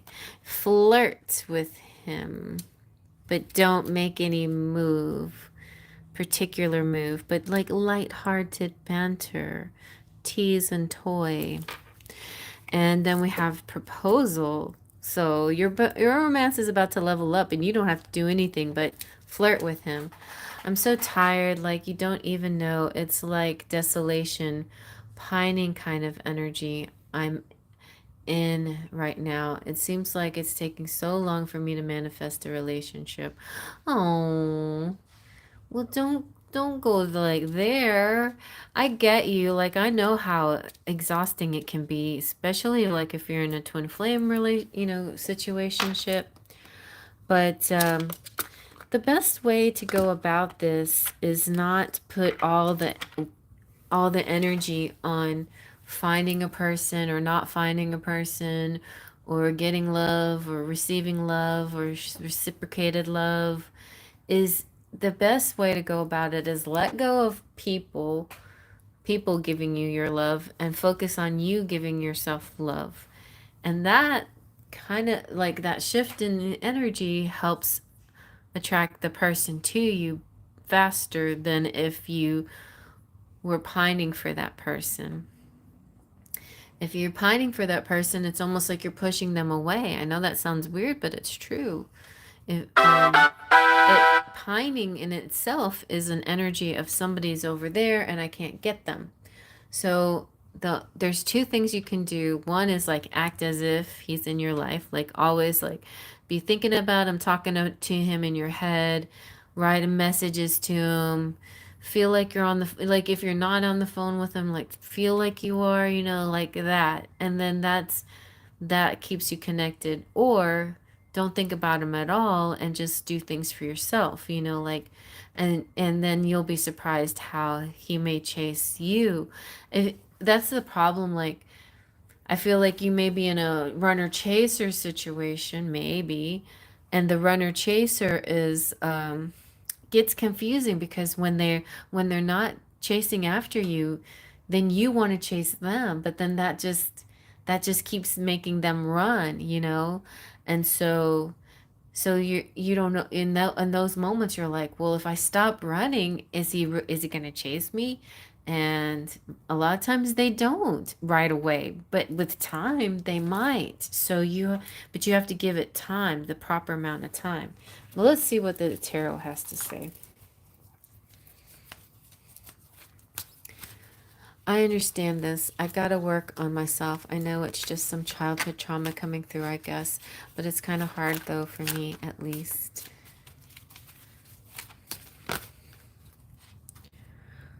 All right, look at that. You've got the 10 of Cups coming through. So there is a leveling up of your love life. You're gonna have like, in my favorite deck, this is called the All-Encompassing Contentment, and that is your birthright, and you are about to receive it. This is the world. This is like rapture. This is like, I get you, because it's true that self-love is the is what is best, it's what we need to do for ourselves.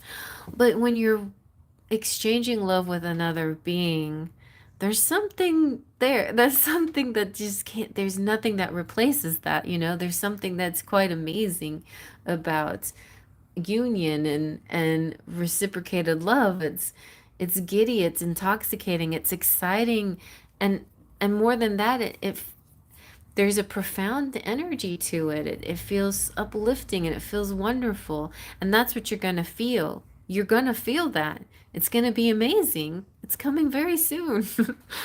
it's just, it's just like pining for it, though, is, yes, it's a birthright. You're you're meant for this. You're blessed with this. This is in, it's almost like it's in your astrological chart. It says it. So right there it says this, you're supposed to have like this amazing divine love.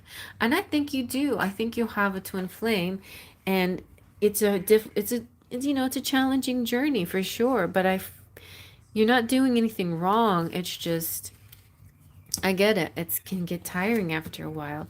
And there's lots of things that you can try. You can try like just deciding to date regular folk, not the high level divine ones.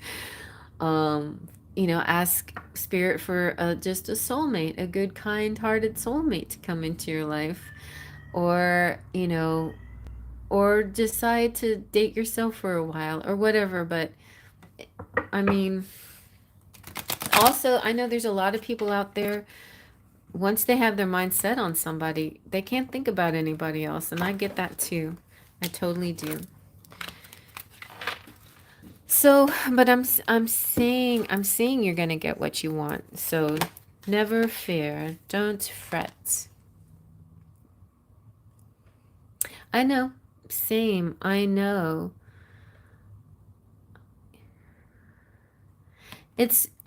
And it's like, you know, I get to the point where it's like my time is valuable, and I just want to be with, like if I'm going to spend time with somebody, I want it to be somebody that it feels good, it feels right. Like have good conversation.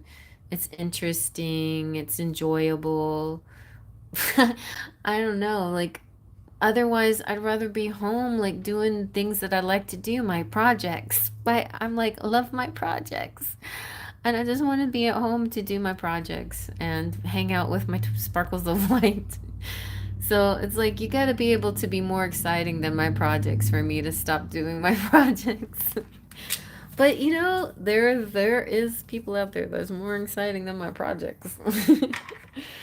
But anyways. But look at here. Okay. I'm telling you, there is a guy coming. The Knight of Wands. I don't know if your person is a fire sign, but there is the fire energy. There is a passion, an underlying passion. This person pines for you as well. It feels very Bridgerton to me. He burns for you. Do you know that little scene in that one Bridgerton show, the very first one that came out? and they have like this really bad communication situation between them. They're together and yet they don't know how to talk to each other. And then there's this moment where they finally blurt out their true feelings and he's like, "I burn for you." And she's like, "What?" I had no clue. I thought you were totally like disinterested in me. He's like, "No, I burn for you." And she's like, "Well, I burn for you too." So there you go. They figure out they actually do have that chemistry and that attraction. It was all these other silly things that were getting in the way, like preconceived ideas. That's what always gets in the way. It's all these ideas of how things are supposed to work. Oh, you don't know that scene? Um, I first learned of that scene from a song I found on TikTok. And I was like, oh, I like that song. Somebody had turned that scene into a song, and the song is beautiful the way they did it. I burn for you. I burn for you. Anyway, maybe Google that phrase and you'll know what, it'll lead you right to it, I'm sure. Anyway, let's see what the Lover's Oracle has to say about this, about your love life.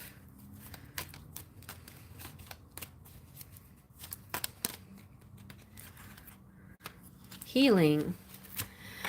So many reasons why things happen, and for you it could be a healing thing, but also imagine, like, use your visualization to heal your connection. Imagine yourself and your beloved surrounded by light. Feel your relationship being healed this very moment. There it could be like a tendency to look at your beloved almost as the enemy because they're not with you, and so there's like a tendency to put a negative cast towards the one that you love, the one you want to be with. You're mad at them, or they're the enemy, or they're the nemesis because they're not letting it happen.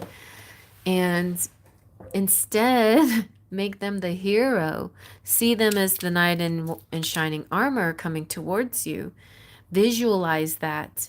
There's this great visualization that you can do. And I've done this before and it's pretty amazing. But see them as just like, I don't know. Look at this. Okay. I'll draw you a picture. So here they are. They're just like a black dot. So see them as a black dot. Exactly. Misconceptions. Maybe we don't see eye to eye. Yeah, I do admit I could get a bit annoyed sometimes. Well, yeah. Don't get mad at him. Just, if you want him to come to you, attract him. So here's an exercise that you can do. So see him as a dot. He's over there. And then see him coming, making a bit of a shape. He's getting closer. And then see him getting even closer. He's still a blob. And then pretty soon he is a man getting closer and you can see his body. And then he gets even closer and pretty soon, and then he's like face to face and you can see his eyes and his hair and his ears and he's like right looking at you,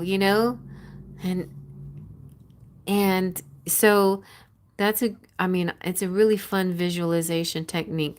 You can use lots of other things, like what is he, does he drive a motorcycle or a car, or do you see him on a bicycle, or do you see him holding a guitar or whatever? Like here he's just a black dot, but maybe here he's holding a guitar that kind of represents him,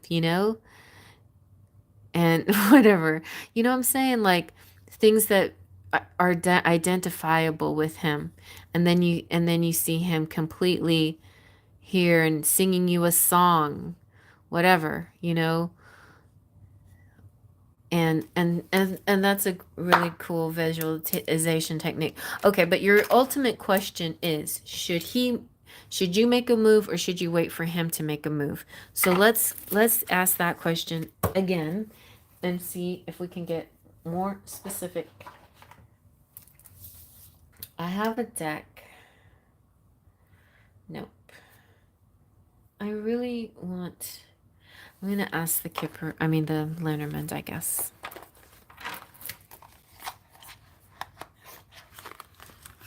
No, you just imagine it. I was drawing it to show you what it looks like in my head. It looks better than that in my head, okay? But it starts off as just a dot. Like the dot represents H. And it's almost like he's driving towards you or riding a bicycle or walking towards you. You just see him do that and get closer and closer and closer. And you can listen to music while you're doing it. You can, there was a guided meditation that I listened to that described every step he took towards me. So anyway, let's see. Should you, so that's a nice passive way of you taking action without you having to take action, which generally speaking is your role as the feminine, is not to take action. Your role as the feminine is to be the receiver of his attention, of his action, because it's part of his destiny to be the ultimate masculine and take charge and come towards you. But there are times where sometimes it is our job, and sometimes we do need to take action, and sometimes they need to be the receivers. So I'm going to try to find out if that's the time. But generally speaking, it's... Ooh, you got the gift. Also with the Knight of Wands here, I feel like he's the one that needs to take action. And then the Moon and the crosswalk. I mean, the crossroads. Yeah, you still have a choice. You still have a choice to do whatever you want to do. But I feel he is going to give you the gift or surprise you even. And I think you're supposed to be on the receiving end and not take physical action or, text or phone calls or whatever. But that doesn't mean you stop thinking, you don't have to stop thinking about him or just ignore him or whatever. You can use these techniques to pull him in.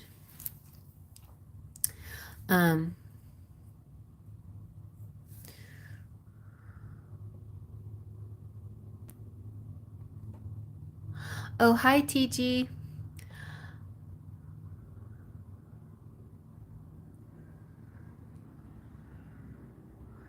All right. What Divine Goddess said.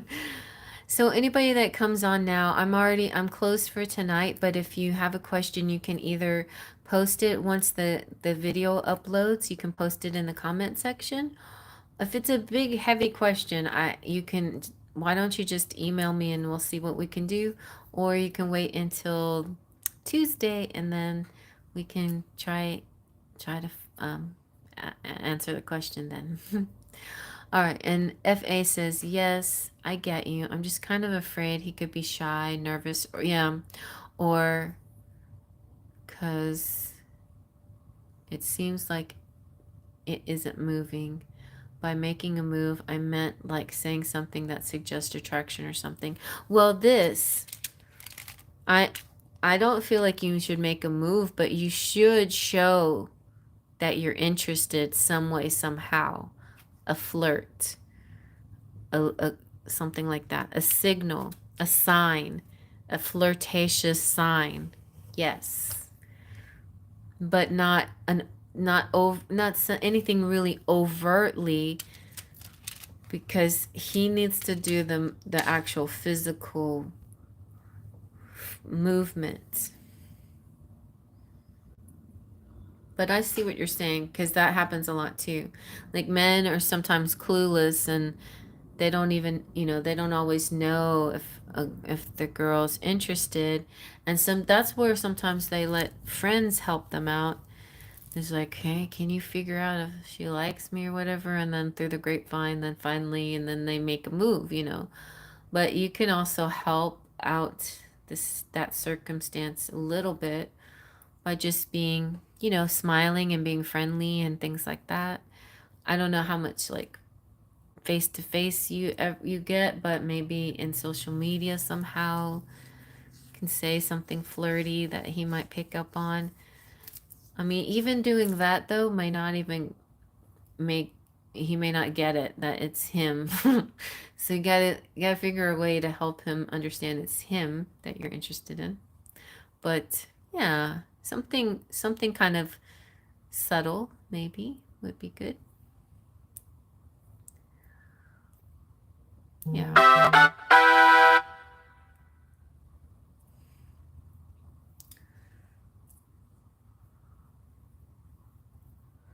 So, and so I'm going to ask this question. Let's ask the pendulum. I'm going to ask the question. Should FA make a move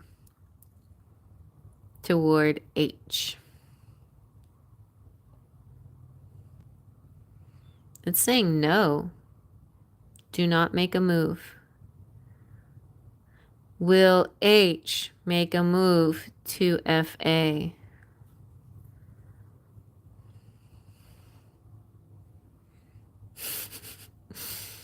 It's very tentative, but it's saying, it's like, you're right. He is shy. Very, very shy. He is, but he's gonna make a move. Let me see what this deck says. Okay. How does H feel about FA?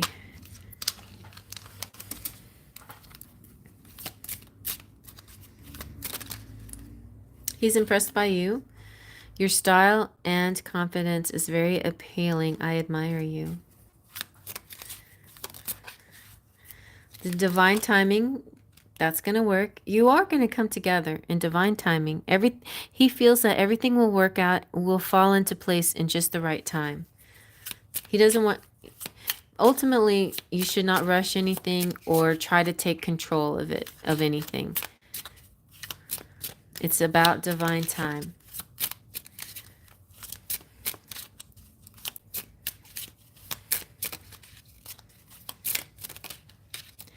Adventurous. Fly me to the moon. Let's go into the unknown together. I'm ready to try new things with you. Do you trust me? So he's definitely interested, and he's definitely going to make the first move. So you don't need to do anything. You just need to trust and have faith in divine timing is what you need. Okay, babes.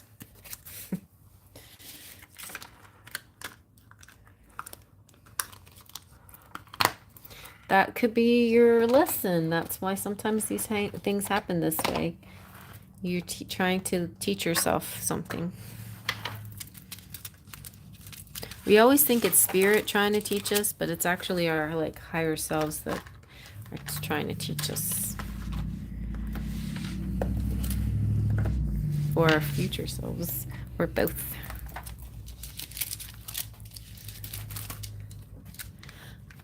I know why. I know, because I know I shouldn't do anything now, because I'm wondering about next time I see him, because it's going to be a while from now. Well, just be patient then.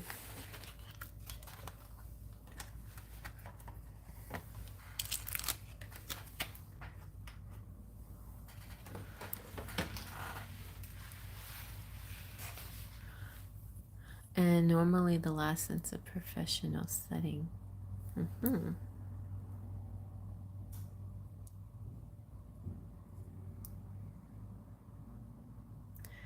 Well, to be continued, FA. We'll keep looking into stuff with you too.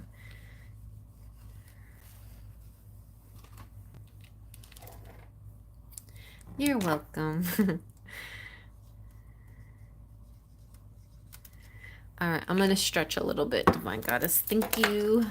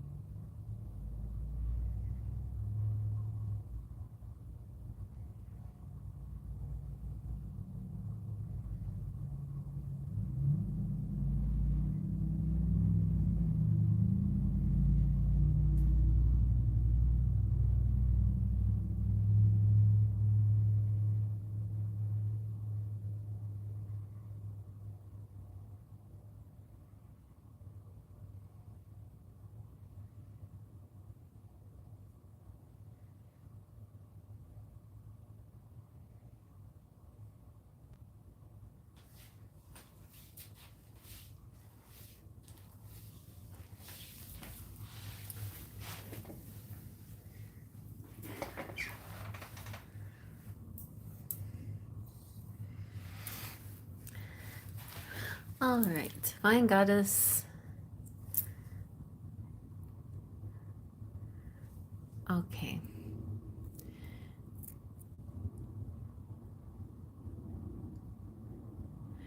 FA says, thank you so much. Very helpful. And then one last thing. Subtle hints definitely didn't seem to work out with him. Okay, well, more than subtle hints are important for some people. All right. Okay, and so Divine Goddess. Some love reading for me. So this guy I'm dating, the one I went on a trip with in December, Saurabh. We spoke a few days back. He didn't try to convince me as well. He did try to convince me as well. I'm kind of keeping go with the flow with him. So Saurabh is the one that you thought was the Pisces, but he's not Pisces. He's Aries. Is that where? Is this who we're talking about now?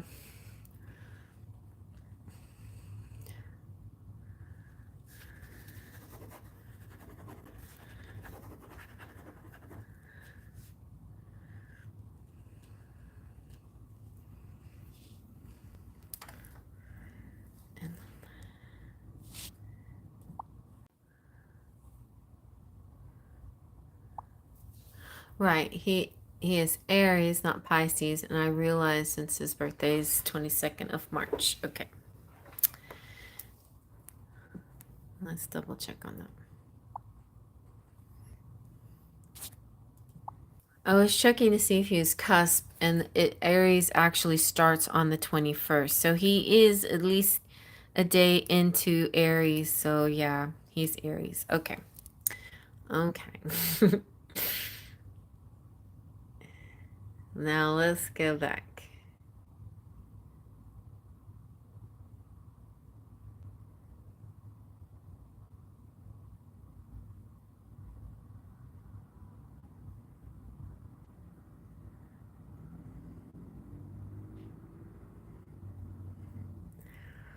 Okay, and then you're talking to this guy called Kaushai, the Gemini lawyer who felt creepy to me. I don't know why, but it made me, I felt like he was um some I don't know, like the fox or something came out with him, like he was sort of sketchy. I don't know. So Divine Goddess says, some love reading for me. So this guy I'm dating, the one I went on a trip with in December, Saurabh, we spoke a few days back. He did try to convince me as well. I'm kind of keeping going the flow with him. And I'm talking to this guy, Gemini Kaushai. We chat on Insta, but it's just casual friendly way though, but he seems to be interested in me. Saurabh Aries is the guy I'm dating. He is coming in February. He said he can meet, but I'll have to travel to meet him. I don't know. I don't see any everyday regular efforts from his side for me to be honest. Like it's become dull and I don't know. He did mention about problems he's facing. He said his mother is unwell and work pressure and all that. I don't know, Cherry, but I'm kind of following my own rhythm. I wished him happy Valentine's and he also texted the same, but don't feel that spark. I don't know what's going on. Yes, right. He's Aries and not Pisces. And Divine Goddess, are you Gemini? Or I can't remember now. Uh, Sachi, are you Gemini? But he's behaving fine now. I don't know. He wants to go on a trip with me. So, Kaushi wants to. Okay, that lawyer. Kaushi wants to go on a trip with you. Okay.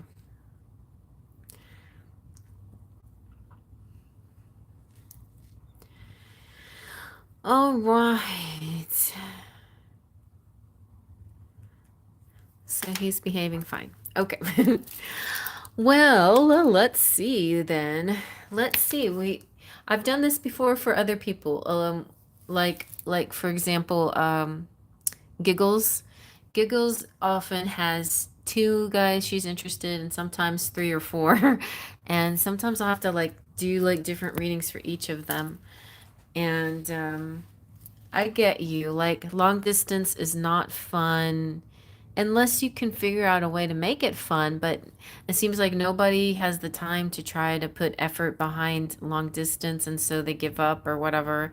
Like if it was up, like I tried stuff and it just whatever. It's not fun when it's one-sided, when one person's trying things and the other person doesn't try things. So I get you. All right. So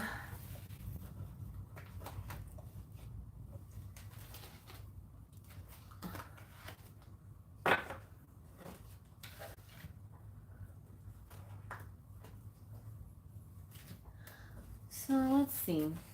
Let's see. To be on, so I'm just curious to know, to be honest, if Saurabh Aries is actually interested in you. I mean, my mind questions what is keeping him so busy that he doesn't text me that often. I mean, I have given him the option also peacefully moving on. Yeah, I know how that feels. Because, yeah.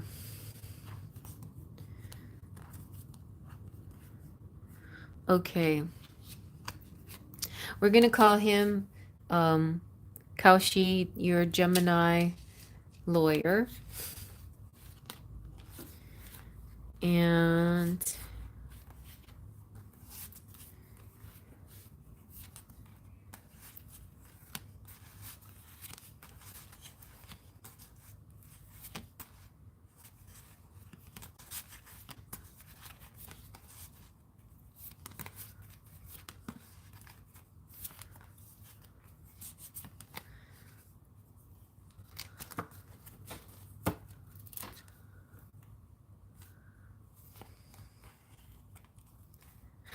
well, let's go ahead and call that, we'll call that a Saurabh, your Aries. Your Aries. Okay. So maybe I should do him this way since he came first. Sarab, and then there's Kaushi. Okay. So let's see now.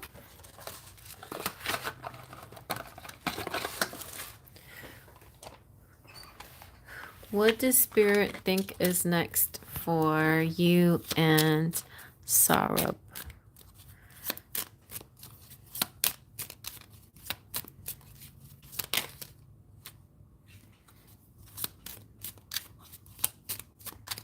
He's an engineer. Time apart. Okay. What is next for... I think this just represents long distance sucks. And it's not fun. It does add... It creates this, like you said, dull feeling. A dull feeling. Like when you're together, though, you feel happy with him, I think. But whenever you're apart or he's not communicating with you enough, it feels dull. And let's see about the lawyer.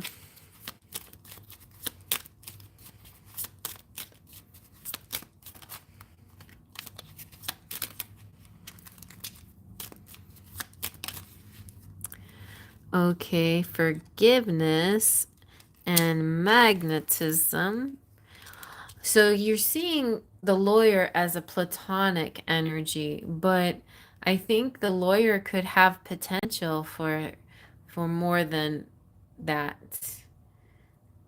It could be something physical that, maybe you're avoiding, maybe you're putting like a platonic block on him because you're afraid that to go physical with him, because I think there's a possibility that that could happen.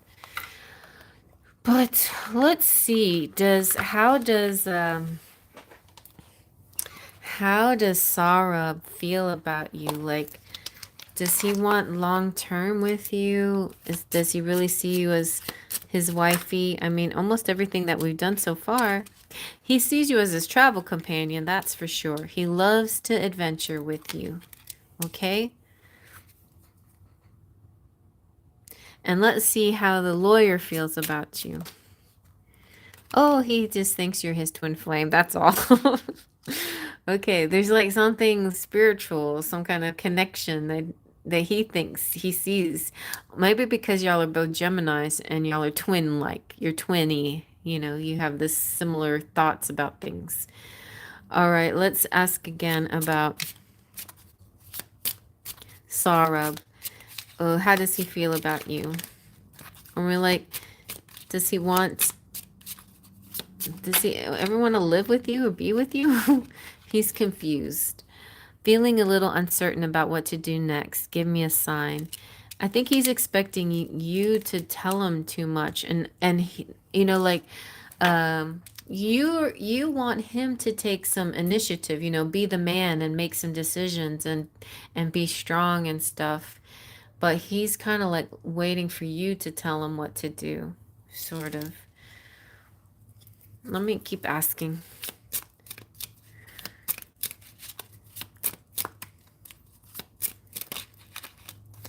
In general, he feels confident, though, about himself and about you guys as a couple. Like, he sees that y'all will make a good couple. So, all right, I'm going to just focus on him for now. And the other thing is, whether things work out for you and Sorrow or not, it's like...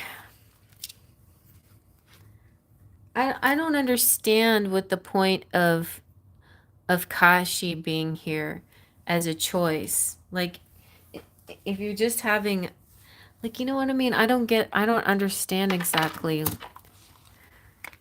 To me, the choice is sorrow or be single. Don't, because that's that's your choice here. It's like, commit to this person even though they're long distance, or don't commit to them and live your life by yourself and do things on your own. And then if and keep this, he's just a friend, so he doesn't matter. He's just a friend. But if this person turns into something else, then so be it. But he's just a friend. So, like, he's not really a choice, right? He's not really a choice. He's just somebody who's shown interest and attraction to you, which is good for your ego and makes you feel like, well, there's nothing wrong with me. So it must be something wrong with Sarab if he's not like committing to me. And that's all I think that Kashi represents. Like he represents this entity that helps you understand your worth, but your worth comes from inside of you.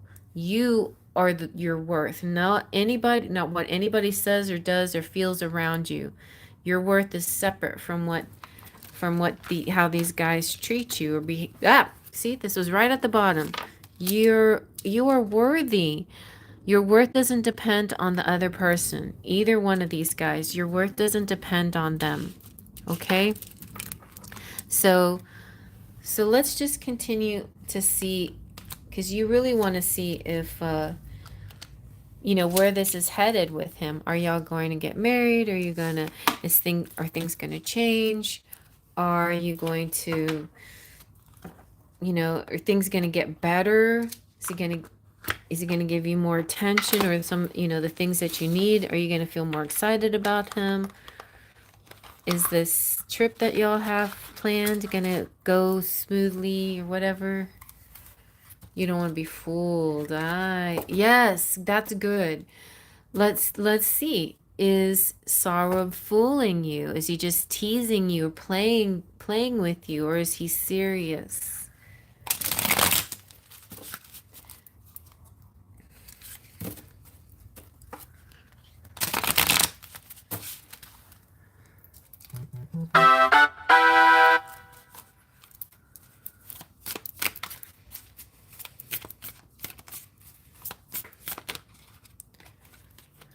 All right.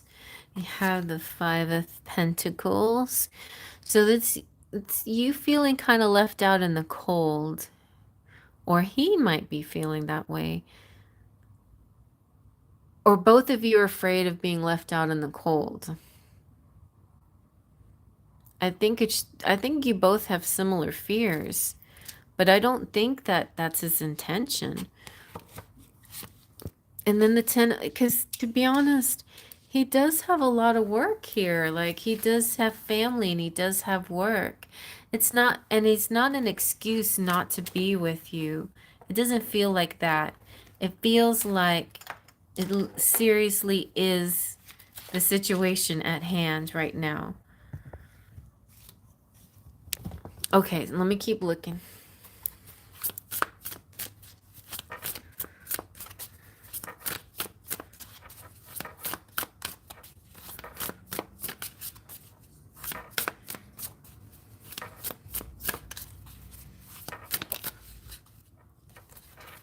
The Death card. Something's got to change or end. I feel like you might want to end things with him. Like you're leaning that way.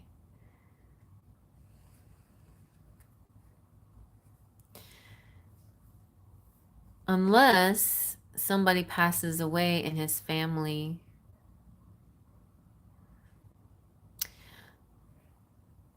Even though I'm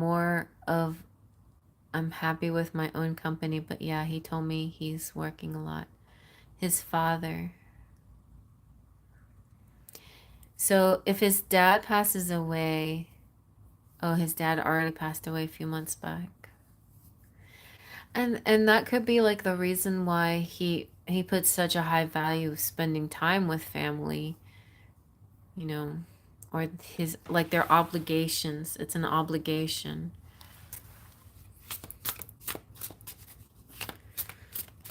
Because, life is short and he doesn't want to miss anything. I mean, I know at one time you guys talked about moving with each other and you were willing to do it then, but what is it about the lawyer guy that made you, like, if something happened with him that made you see Saurabh differently? Like, you were on a mindset that Saurabh was the one and everything seemed great, except for the fact that he doesn't talk to you very much. And, but, okay.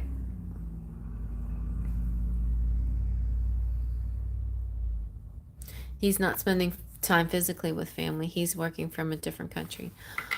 Okay. So this is what okay. So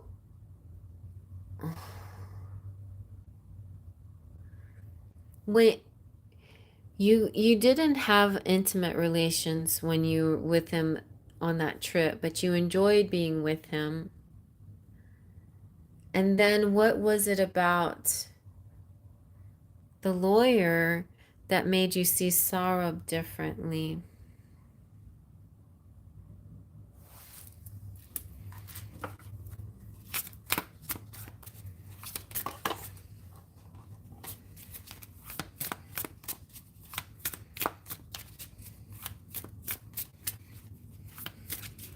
But he's coming to see his mother. He is the single guy. The Seven of Wands. He feels okay. I I'm getting the feeling that Saurabh is not lying or he's not fooling you. I think everything he's saying is pretty true. He's like defending himself. Like he feels like he has to defend himself.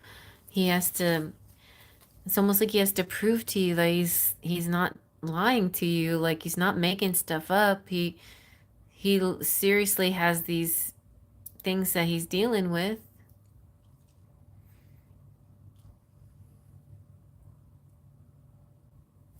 Mhm. So this guy, the lawyer, is fun to talk to. Mhm.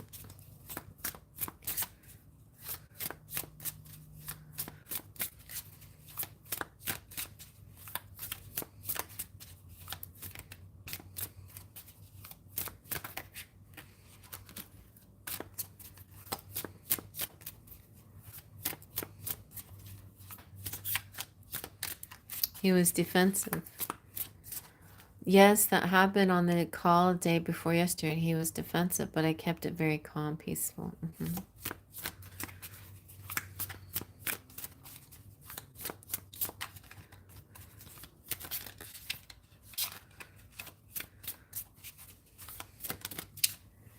If then we left again and together again.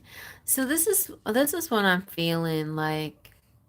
He's if he cares enough to defend himself, it means that there's enough energy there where he's trying to hold on to you.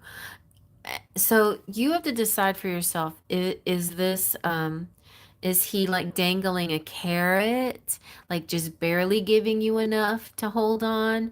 Or is this just a temporary situation where he's doesn't have enough time to talk to you and things will get better? But it feels like with the Ace of Swords, there's some honest and truth coming out, like more conversations. I feel like you're fine. Like if you wanted to reach out to him again and say, um, I think, like don't be, don't put him on the defensive again. But I'm just saying, like, just, how you told him before that you just like more communication. And you can say things like, you can tell me about how your day was, even, if you need to like talk about how things are going in your life, consider me your friend and somebody that you can vent with. You can talk to me about it. Like I want to be there for you for those things, where how you don't have to be ultra private about your life. You can share these things with me because if we have a future together, then we will be sharing things. We will need to know about each other's lives, you know? So, I don't know, maybe he's just not used to sharing about himself.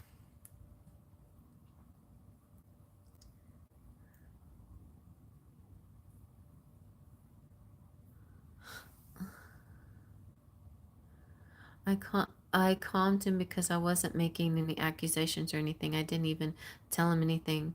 He just called me. Okay. And that's what I don't know, Cherry, what is going on. Yeah, he doesn't feel it doesn't feel like he's not letting you go, okay? He's not. And he wants to continue things with you. And I know that like he would probably do more. It's just it's just different. Yeah, I don't think he's used to it, but I don't feel like he's fooling you that much, I know.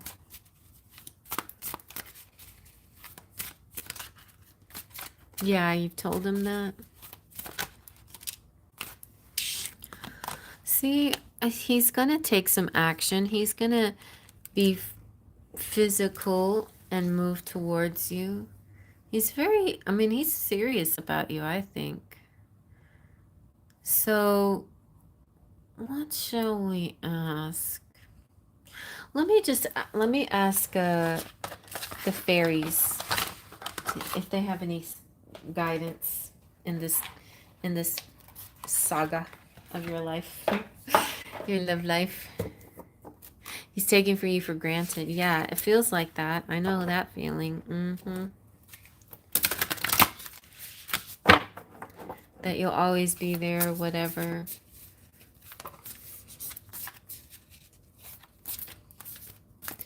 I mean, in some ways, like having that lawyer person is kind of like saying, hey, look, there's plenty of guys that would give me more attention or talk to me more. But you have to be very careful about doing stuff like that because you don't want to hurt people, especially a potential partnership that could be very rewarding. But if you're not feeling it, you're not feeling it. So you have to decide for yourself. Let's see what the fairies say. Because of this, I'm keeping meeting other guys on hold. You know, with that Gemini guy who's kind of more available and helping me. I see. Yeah, and that's another thing that kind of annoys me. It's like, all right, it's ooh, I heard a phrase in my head that's kind of very sassy. I'm not gonna say it out loud, but I'll email it to you. Let me Why did I hear that? But it's basically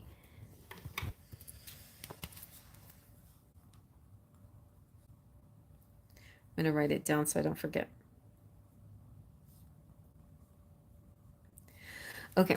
So it's basically like, okay, it's not fair for him to dangle a carrot, like to keep you waiting, promising, and then he doesn't have the right. I mean, he doesn't even have the honorability of like letting you go if he this is what kind of bothers me about some certain people. Like if you see that you're a long distance person and you're not communicating at all and you're not saying anything to the person and there's all this distance and space between you and you're not taking any action and you're not showing your person any kind of signs or symbols or anything or if you do it's so sporadic and sparse, it's barely holding on, then wouldn't the kind thing to do is say, look, I'm sorry, you're too, you're a very high valuable person. You deserve the world. You deserve the best of me, and I'm not giving you the best of me. So I feel like I should let you go so you can pursue something better because I'm not giving you my best and you deserve the best. I mean, it feels like a person that's treating you a certain way should say that if they're proving to be that way instead of instead of like holding on and holding on and holding on and hoping and holding on, but then and like, or instead of like forcing you to be the bad guy and say, well, I don't want to be with you anymore, let's break up, or you be the bad guy and you're talking to someone else, and then they're like, look, I see you talking to someone else, it's your fault now, and you're because you're talking to someone else, you know what I mean? It's like like he could be making you the fall guy, the scapegoat. Well, anyway, I'm going a little too far, I think, with that. But anyway, let's see what the fairies have to say. Yes, yes, I don't want my goodness to be taken for granted, because then that becomes a habit. hmm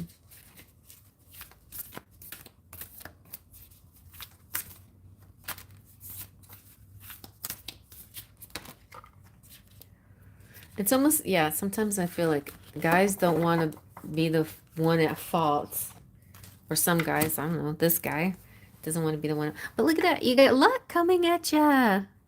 Enter, leap, and fly. And a vision. Visualize, imagine, foresee. Very nice. Okay. So the fairies are saying, I mean, I think this is going to be something that we have to continue working on, that's not going to be resolved in this reading, but I feel like it's starting to be more clear, the idea here. So enter, leap, and fly. The clover fairy. Oh, look, and we're in the month of clovers here in Houston. The clover fairy is the gatekeeper of magical fairy realms, bound with unbound beliefs in your abilities, and you will be protected. It's safe to move forward into a new world. You've got this. Also, like, check in, give yourself a energy check too, and make sure it's none of your fears that are causing, like, finding faults and finding things to use as red flags to keep you from, getting intimate or getting, moving forward with someone. Just, make sure you're checking in with your own energy too. But anyway, guess what? A lucky break brings the opportunity to rise to dazzling heights. Don't talk yourself out of this exciting prospect.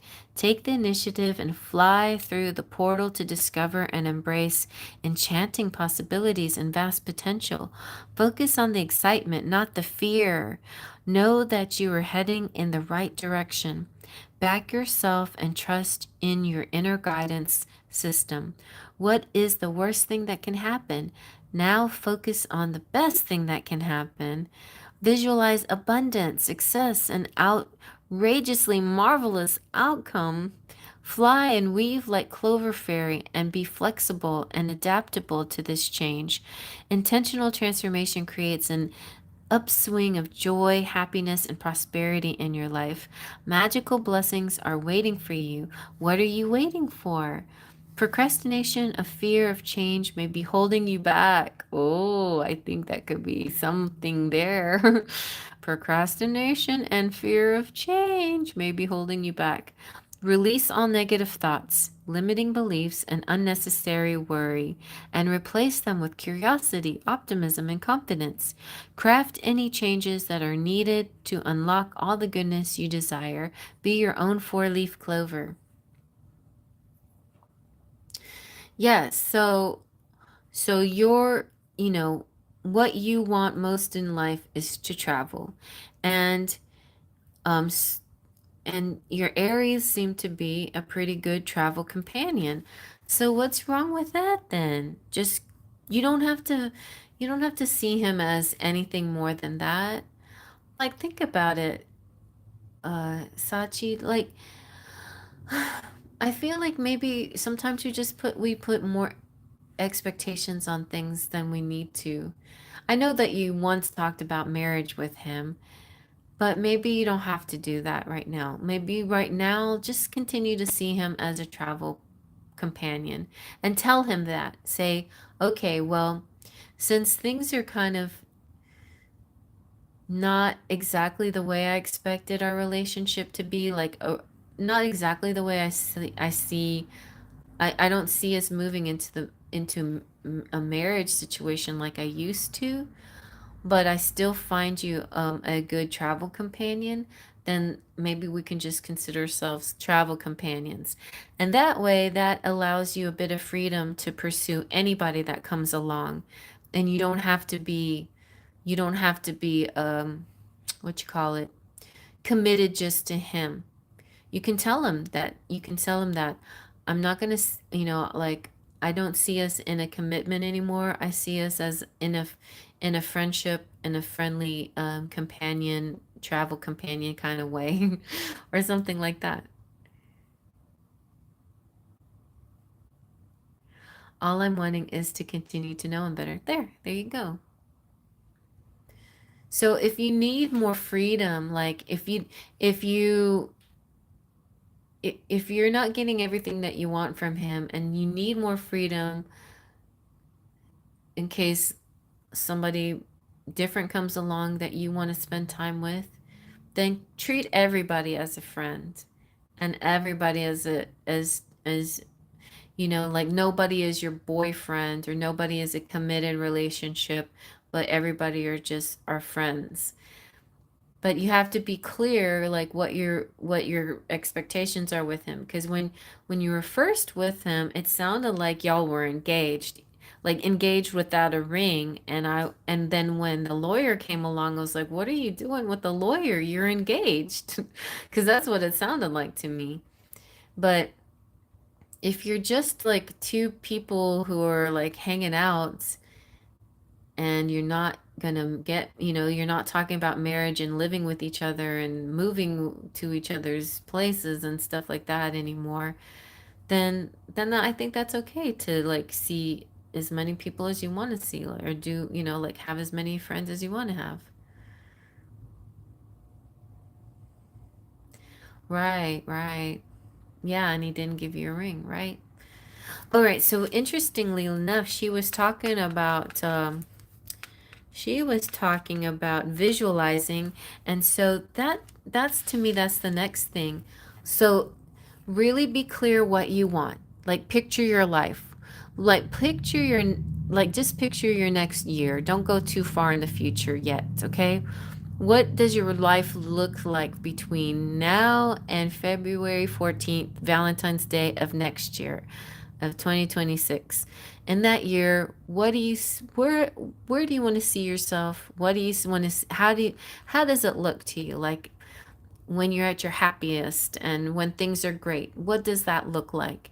And keep visualizing that, and those kinds of people that support that vision will come into your life. Because maybe your vision changed, or it wasn't as sure, you weren't as sure about this marriage idea in the first place.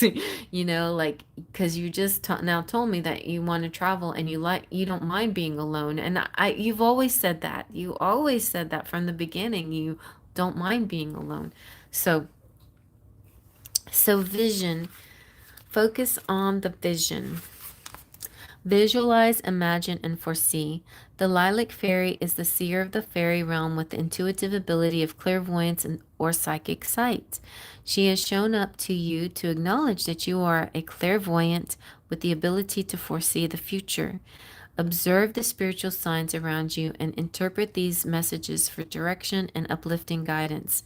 In other words, Sachi, is you don't have to ask me about if Sauron is right for you or not, or is well, I'm answering Sauron. The question is, he's not fooling you. Like, I think he's truly interested in you, and I think he truly wants to get to know you and grow with you, and maybe he does have interest in marrying you someday. But he has things, complications or whatever. And then the second part to me is, what do you want? And you can have whatever you want. You can manifest it, visualize it, dream it into being. You have the power, right? So Just focus on what you want. Make what you want happen. If you want him to step up to the plate and show you more attention, then visualize that. Visualize him being more to you than what he's being right now or whatever. But if that's not that important to you, if really all that you really care about is traveling and having fun with people and having good conversation, then just continue to visualize that life for you. And then you'll get that. I think that's all it is. Yeah. So, yeah. I think that pretty much clears that one up. Okay. So let's get a couple of charms.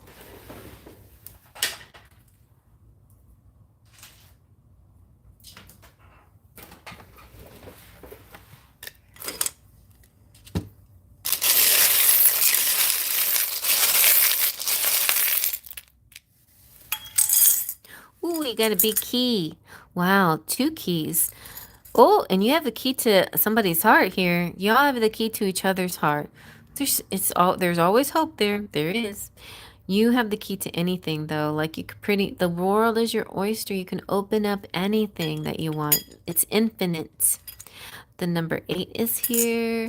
You have the hanger. I feel like you should buy yourself something, like some cute clothes or something. Cogsworth is talking about divine timing. You have the number 15. You have the Leaning Tower of Pisa. And a lighthouse. So like buildings, destinations. Look at that. You've got pixie dust. That can get you anywhere you want to. Just faith, trust, and pixie dust. But don't forget the pixie dust. That's the magic part. You've got a cup for celebration.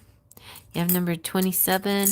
And a balanced love. You know, like this perfect balance in giving and receiving. And that's what you're going to get. That's another thing that you may be wishing for. So visualize that. Visualize like your love being like this little cloud, this little rainbow with the clouds, and that it's just perfectly balanced. What you give, you get. What what that person gives, it's back and forth, and very balanced. And then you have the Mohawk Lily. Oh no, it's Saint Teresa of Calcutta. So I feel like that also represents like your giving nature and your causes and things like that. And then we have like children, like that could be something that you're thinking about too in the back of your mind somewhere. Well, let me see. I mean, maybe we can focus on him next time. Oh, you rescued a puppy. That's so nice. We're kind of it's kind of getting late. It's already 3 hours and I'm getting a little tired, but let's dedicate the next reading to the lawyer's energy and see if he's somebody, that you will get closer to. Or I feel like, generally speaking, I'm feeling this a very uneasy energy. Like, it's always easy to be with a like-minded person that communicates well. So there you go. There's that. I don't know. Let's see. Let me ask. Can we trust this lawyer guy? Let's see if any cards I need a significant card. Do we trust the lawyer? Do we like him? We'll do a whole reading about him next time, but I'm just gonna I just want one card. Do we trust him? Get the clover. See, we got the clover fairy came out already. Coexist. And the bear. There's a dominant energy about him. I feel like spiritually y'all are very similar. And he's sort of bossy. Like I think he wants it his way. So watch out for that part of him. The dominant energy. But we'll look into that some more next time. He's very tall. Okay. Well, that's nice.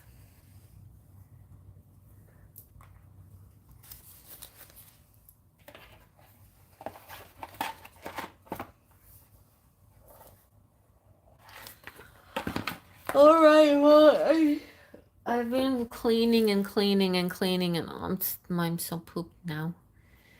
And I thank you. Thank you guys so much. Very super generous tonight. I appreciate it. I hope everybody enjoyed your reading. And even if you didn't get a reading, I hope maybe you heard something that Spirit wanted to tell you. If you want private readings, just reach out to me. I thought we would do a little bit more romantic stuff. Well, we got a little romantic here and there. Here and there. Here and there. Anyways, but yes. Good night, everybody. Until the next time, most likely it will be Tuesday. And between now and Tuesday, I may put out maybe a couple of, maybe some shorts, possibly. But my brother's coming into town, so again, I might get a little busy. And I still got all this cleaning to do. I do free cards, yes, but I've already, like, it's almost going on 3.5 hours and I'm super tired. And if you have a question, what you do is once this video, I'm like about to say goodnight, and then the video will turn into just a regular video that has a comment section. And then in the comment section, you can ask me a question and I can answer it there. Or you can come back on Tuesday night and get here early by 8 o'clock Central Time and ask your question, and I'll try to get you a freebie. Alrighty, I'll see y'all later. Faith, Trust, and Pixie Dust.